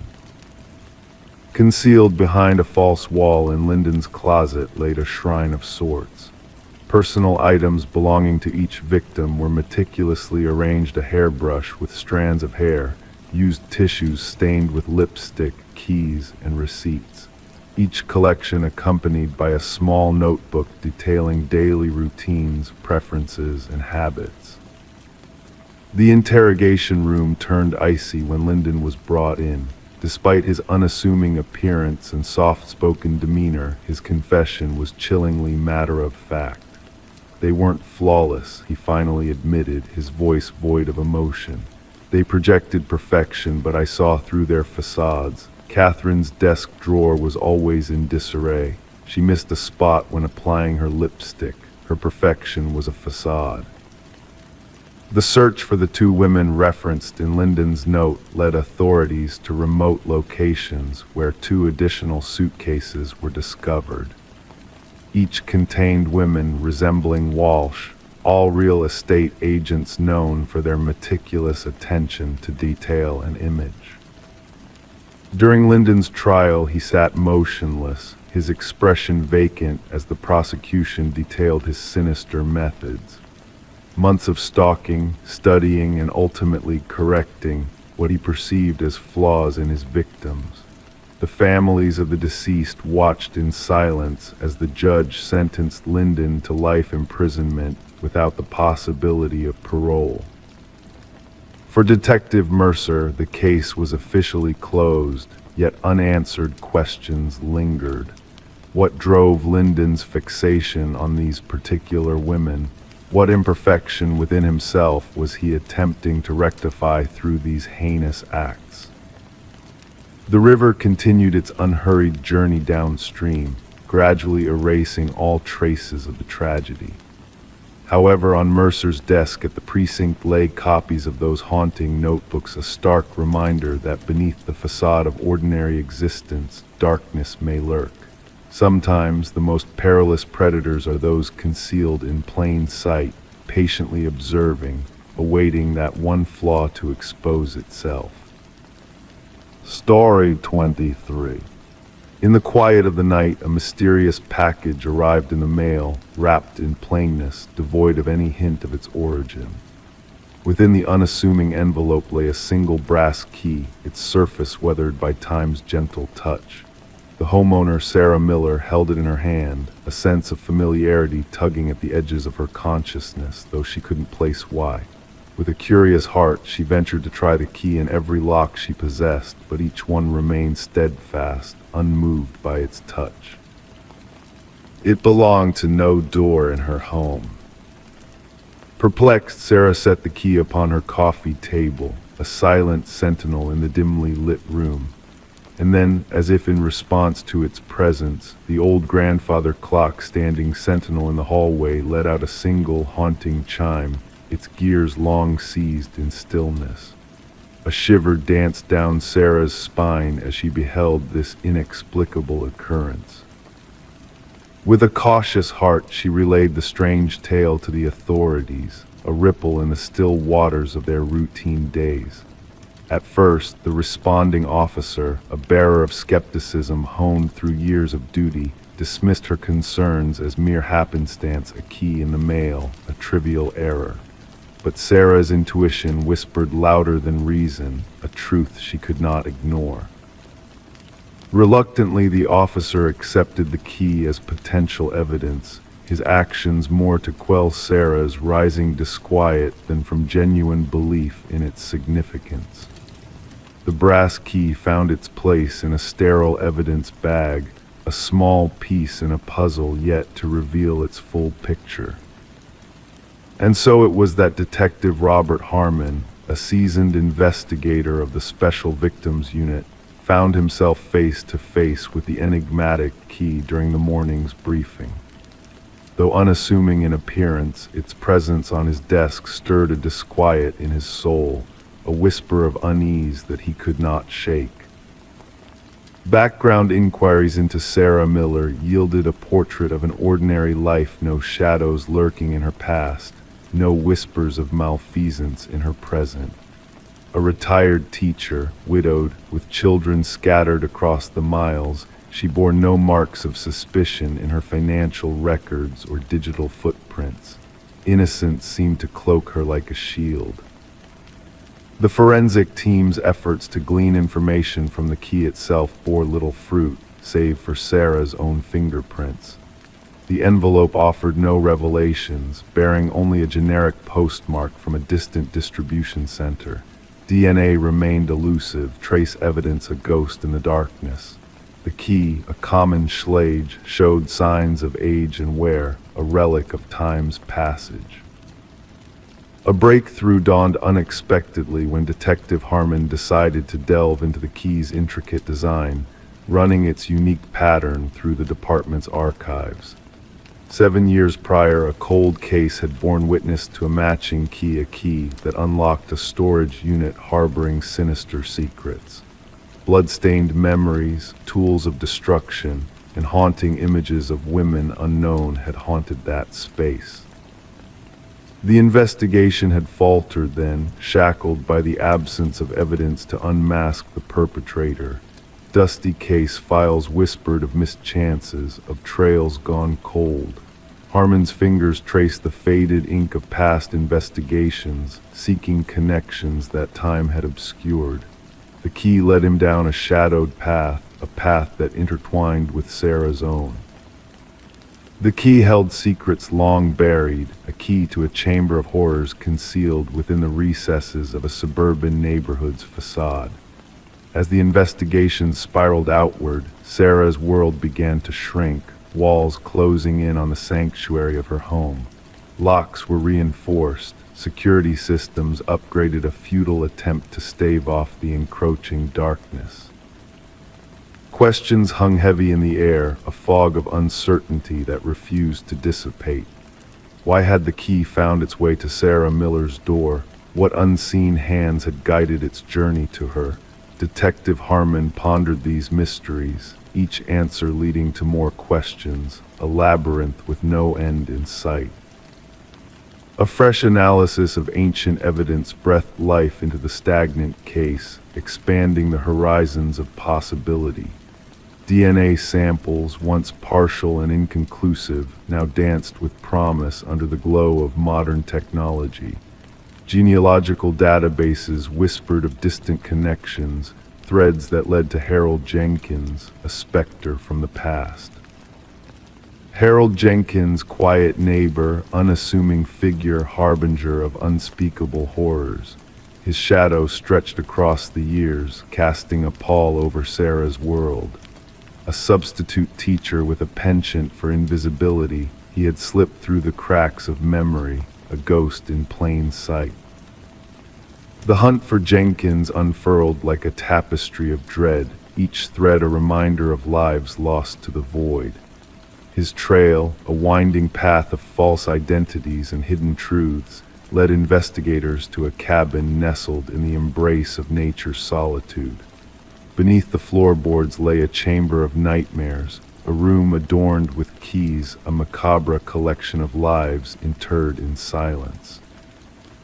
The keys, each bearing a name and date, whispered tales of tragedy to the walls that held them. 5 women, faces frozen in eternal slumber, stared back from photographs tacked to the walls. Their stories, etched in blood and tears, unfolded before the eyes of justice, demanding retribution. As the excavation unfolded, the earth yielded its grim harvest, bodies long forgotten, souls denied their rest. Sarah, cocooned in a web of protection, watched from afar as the tendrils of horror reached out, seeking justice in a world gone awry. The manhunt for Jenkins spanned the breadth of the nation, a shadow play of cat and mouse in the wilderness. The press christened him the Keymaster, a name that echoed through the corridors of fear, a specter haunting the collective consciousness. In the heart of the forest, a solitary figure moved with purpose, a phantom in the fading light. The wildlife photographer's lens captured a glimpse of Jenkins, his form a blur against the backdrop of nature's embrace. Authorities mobilized, a net closing around the fugitive, a dance of death and redemption on the edge of the abyss. The final act played out in the shadow of a tower, its walls a fortress against the encroaching truth. Negotiations faltered, words lost in the chasm of despair. And then, in a moment of silence, Jenkins's final note echoed through the void, a testament to his twisted legacy. In his journal, a voice from beyond the grave addressed Sarah directly, a chilling reminder of the darkness that had crept to her door. The truth unveiled, a tapestry of horror woven with threads of despair and longing. Jenkins's final act, a symphony of sorrow, a requiem for the lost souls that had crossed his path. As the dust settled, 32 names stood as testament to his reign of terror, each life a candle snuffed out in the darkness. Families wept for the lost, their grief a river without end. Sarah, a mere bystander in the grand theater of fate, bore witness to the aftermath of a storm she could never have foreseen. And so, in the silence of an evidence locker, a collection of brass keys lay dormant, a reminder of lives cut short, destinies unfulfilled. Each key a door to the unknown, a portal to the shadows that lurked beneath the veneer of normalcy.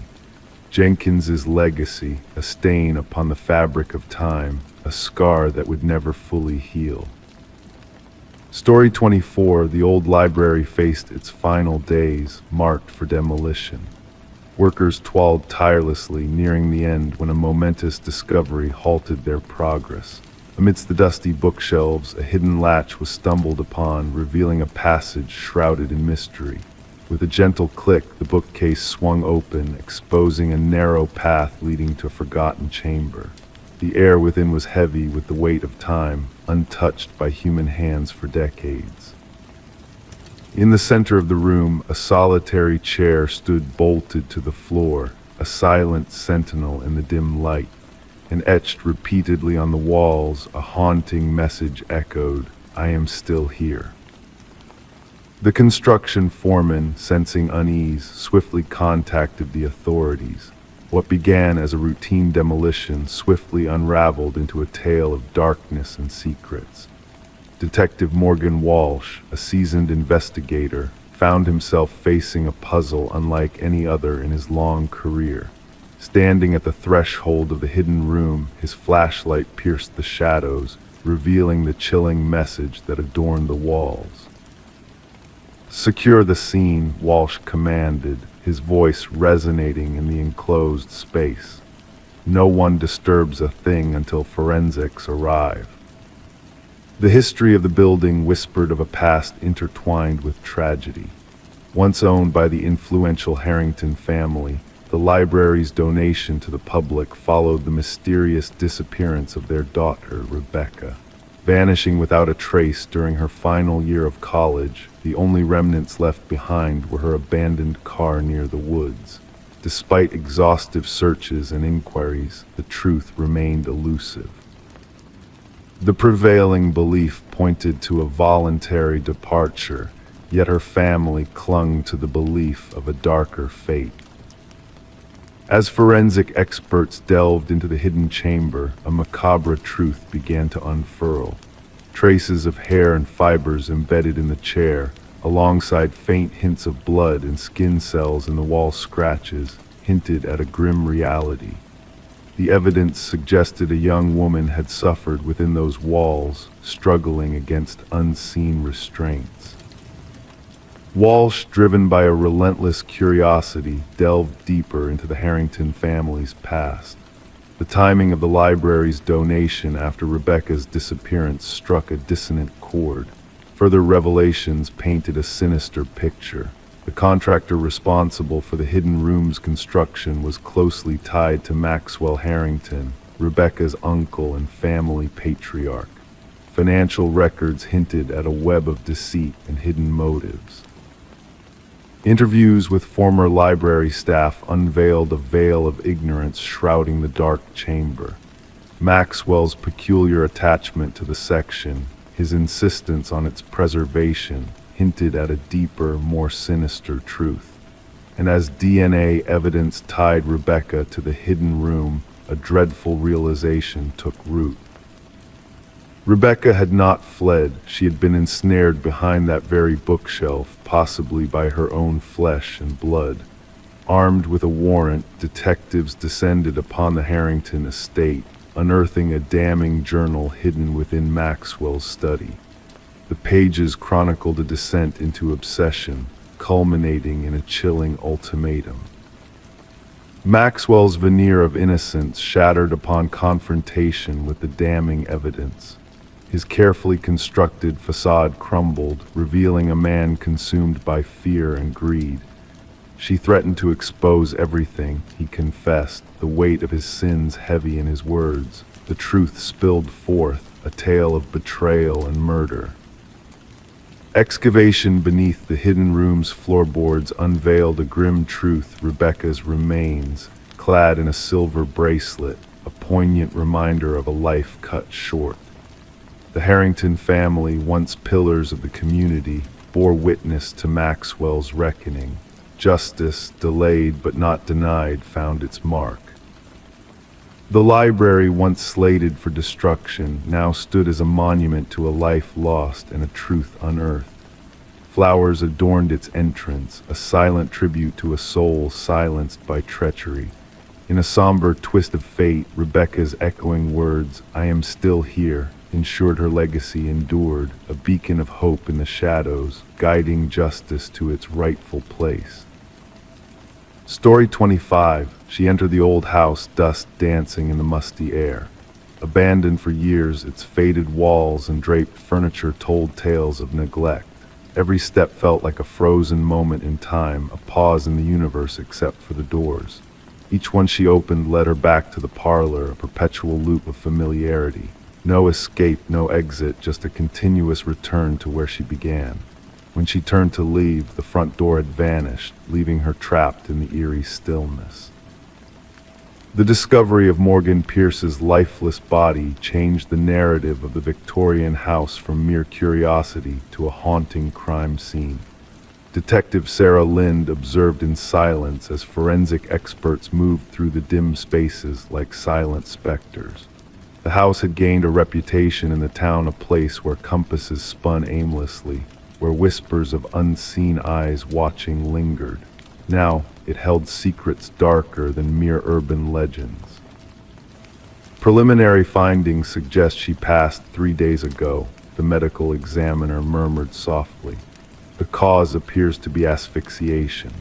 Morgan's body was found seated in an antique chair in the parlor, a serene expression on her face, hands neatly folded in her lap. No signs of struggle, no marks of resistance. The scene exuded a chilling calmness that unsettled even the most seasoned investigators.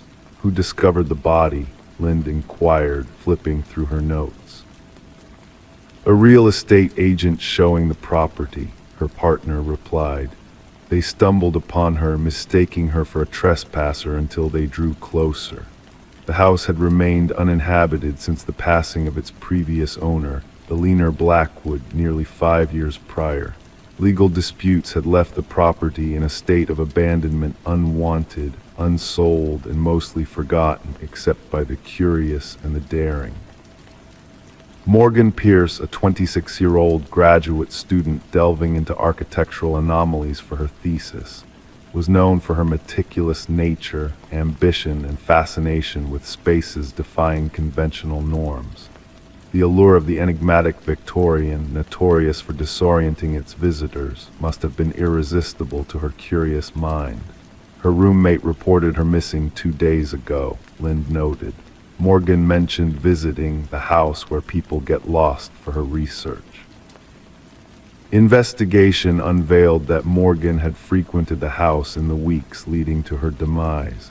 Her journal entries chronicled peculiar acoustics, sudden drops in temperature, and doors that seemed to lead to different places with each opening. In her final entry, she discussed bringing specialized equipment to capture what she termed spatial anomalies. Yet, this equipment was nowhere to be found. The autopsy uncovered an unexpected revelation: traces of a rare alkaloid in Morgan's system, a substance linked to certain shamanic practices. While known to induce disorientation and vivid visions, the amount detected was insufficient to cause death. She wasn't one to indulge in recreational substances, her boyfriend affirmed during questioning. Morgan was meticulous in her methods. She wouldn't have jeopardized her perception intentionally. Digital forensics unearthed remnants of deleted messages on Morgan's phone. Dialogues with an individual who shared her fascination with the house, someone claiming to grasp its enigmatic nature. The exchanges grew increasingly intimate and cryptic. The house retains its memories, one message revealed. It yearns for someone to comprehend. The trail led investigators to Adam Reeves, an architectural historian who had corresponded with Morgan.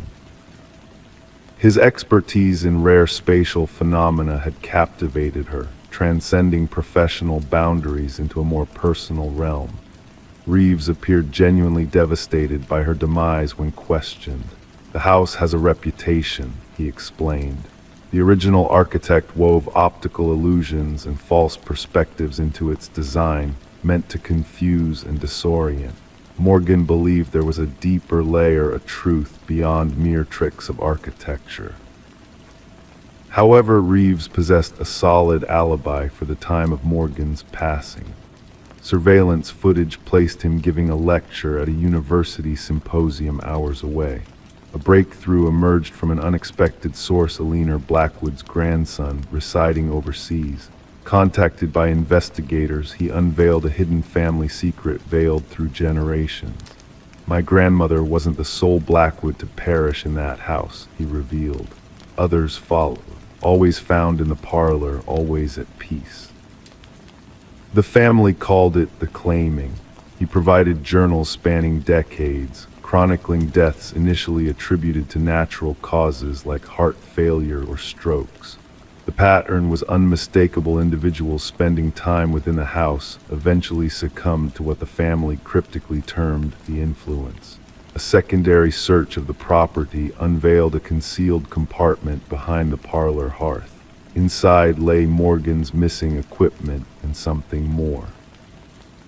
A small chamber harbored artifacts from diverse indigenous cultures, meticulously arranged in a precise geometric configuration. At the center sat a weathered figurine, its features smoothed by generations of touch. Analysis identified the carving as a representation of a deity linked to liminal spaces, gateways between worlds. Traces of the alkaloid found in Morgan's system clung to the artifacts.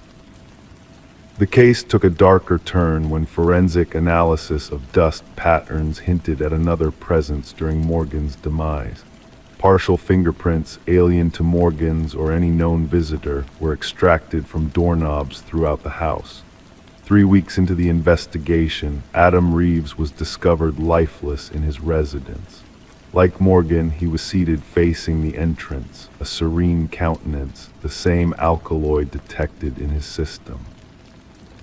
Clenched in his hand was a key that matched no lock in his dwelling but fit snugly into the concealed compartment within the Victorian. In his final correspondence, sent to himself as a testament, Reeves inscribed, "The house doesn't bind you physically, it ensnares your perception."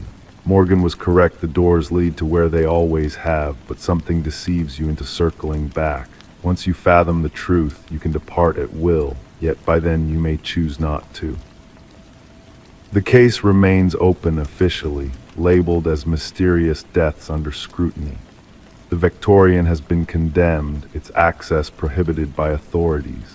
Nevertheless, whispers persist of flickering lights within uncertain evenings and of guests who vanish without a trace. Some locals assert that the house claims those who delve too deeply into its mysteries. Others speculate that Morgan and Reeves unveiled something ancient and potent, an existence nestled within the margins of conventional reality. The truth remains as elusive as an escape in a house where all paths lead back to the beginning. Story 26. The vacant apartment held secrets in its silence, whispers of the past lingering in the shadows. When the new tenants crossed the threshold, they expected only neglect and dust, not the heavy weight of mystery that awaited them behind one stubborn door. A closet, locked from within, stood as a sentinel of the unknown. With a reluctant push, the landlord revealed a chilling truth concealed within those walls. Detective Morgan Shaw, seasoned in the art of unraveling enigmas, felt a shiver dance down her spine as she beheld the scene before her. The scratches etched into the wood spoke of a struggle, of a soul confined and fighting against invisible chains. Without words, they painted a haunting picture of captivity and fear. Summoning her partner, Officer Reed, Shaw knew this was no ordinary case. The unread message glowing on the ancient flip phone, its screen a relic frozen in time, whispered accusations that echoed in the dimly lit room. "I know what you did," it taunted, a cryptic clue to a puzzle that begged to be solved. As they delved deeper, the threads of the past began to unravel, revealing a tapestry of deception and tragedy. The previous tenant, Emma Caldwell, a spectral presence in the narrative, had vanished without a trace, leaving behind a trail of unanswered questions and a void in the lives of those who knew her. Forensics unveiled a macabre truth hidden within the confines of the closet. Blood samples intertwined with the scratches, weaving a tale of suffering and despair. Emma's existence, once vibrant, now reduced to mere traces of DNA on the walls of her prison. The pieces of the puzzle began to fit together, forming a mosaic of darkness and deceit. A phantom from the past, Derek Mercer, thought to be long gone, left his mark on the walls of the closet, his presence a chilling specter haunting the investigation. As Shaw and her team peeled back the layers of deception, a sinister pattern emerged. Emma's life, once ordinary, had intersected with a web of darkness spun by Mercer, a man consumed by a twisted desire for control and domination. The revelations led them to another victim, Lynette Porter, a ghostly figure from a forgotten case. Her voice, soft and haunted, whispered of captivity and torment, of a life stolen and a spirit broken. In the shadows of Mercer's twisted mind, a plan unfolded, a tapestry of suffering and manipulation, woven with threads of malice and cruelty. The hunt for him spanned across landscapes, a race against time to stop a predator in his tracks. When Mercer was finally apprehended, his demeanor unnervingly calm, the truth spilled forth like blood from an open wound. His words, laced with malice and arrogance, painted a portrait of a mind twisted by darkness, a soul lost to the abyss. The trial, a theater of justice and retribution, laid bare the depths of Mercer's depravity. His crimes, etched in the annals of infamy, served as a stark reminder of the darkness that lurks within the human heart. As the gavel fell, sealing Mercer's fate, a sense of closure descended upon the courtroom. Lynette Porter's words, a beacon of resilience and strength, echoed in the hushed chamber, a testament to the indomitable spirit of those who refuse to be broken. And in the aftermath, as the dust settled on the shattered illusions of the past, Detective Shaw kept a memento, a piece of the closet door, a symbol of survival and resilience, a reminder that even in the darkest of places, light can still find a way to shine. Story 27, The Realtor's Secret. The listing from the realtor was clear, no mention of a basement. The blueprints, meticulously studied by the family, revealed nothing about its existence. Yet when they peeled back the worn carpet in their new home, a hidden door revealed itself, its handle heavy and rusted. With effort, 3 of them pried it open, unleashing a rush of stale air thick with the scent of damp earth. Steps led down into the unknown darkness below. Anticipating storage space, they instead found a solitary chair beneath a swaying light bulb, casting eerie shadows across the walls. And on those walls, a chilling display awaited them, a row of photographs, not of strangers, but of themselves. Moments captured from within the confines of their own home, a violation of privacy that sent shivers down their spines. The Mercer family had moved into the suburban property seeking character and history, unaware of the darkness that lurked within its walls. Detective Sarah Connors arrived at the scene, her partner by her side as they surveyed the basement, the air heavy with the weight of secrets long hidden. Forensic teams meticulously documented the room, the chair bolted to the floor, the photographs arranged in a haunting timeline. Each image told a story of intrusion, of a presence that had watched their every move without their knowledge. As the investigation unfolded, it became clear that the house held more than just memories of its current residents. Previous owners, each staying for brief, troubled stints, had left behind a trail of mystery and fear. The house seemed to have a life of its own, a sinister history that defied explanation. Through a series of clues and revelations, the truth slowly emerged. A hidden monitoring station, sophisticated surveillance equipment, and a journal filled with the obsessive observations of a man named Edward Kelvin, the original builder of the house who had seemingly vanished without a trace. Kelvin's delusions painted a picture of a man lost in his own creation, believing himself to be the guardian of the house and its inhabitants. The families who came and went were mere players in his twisted theater, unwittingly playing out their lives under his watchful eye. The discovery of Kelvin hiding within the walls brought the nightmare to a chilling conclusion. His mind warped by years of isolation and obsession, he saw himself as the rightful owner of the house, its residents nothing more than passing visitors in his domain.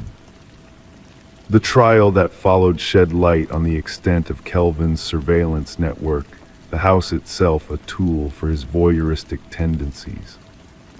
As the structure was demolished and the ground beneath it filled, the families who had lived there were left to grapple with the realization that their most intimate moments had been violated by a presence they had never suspected.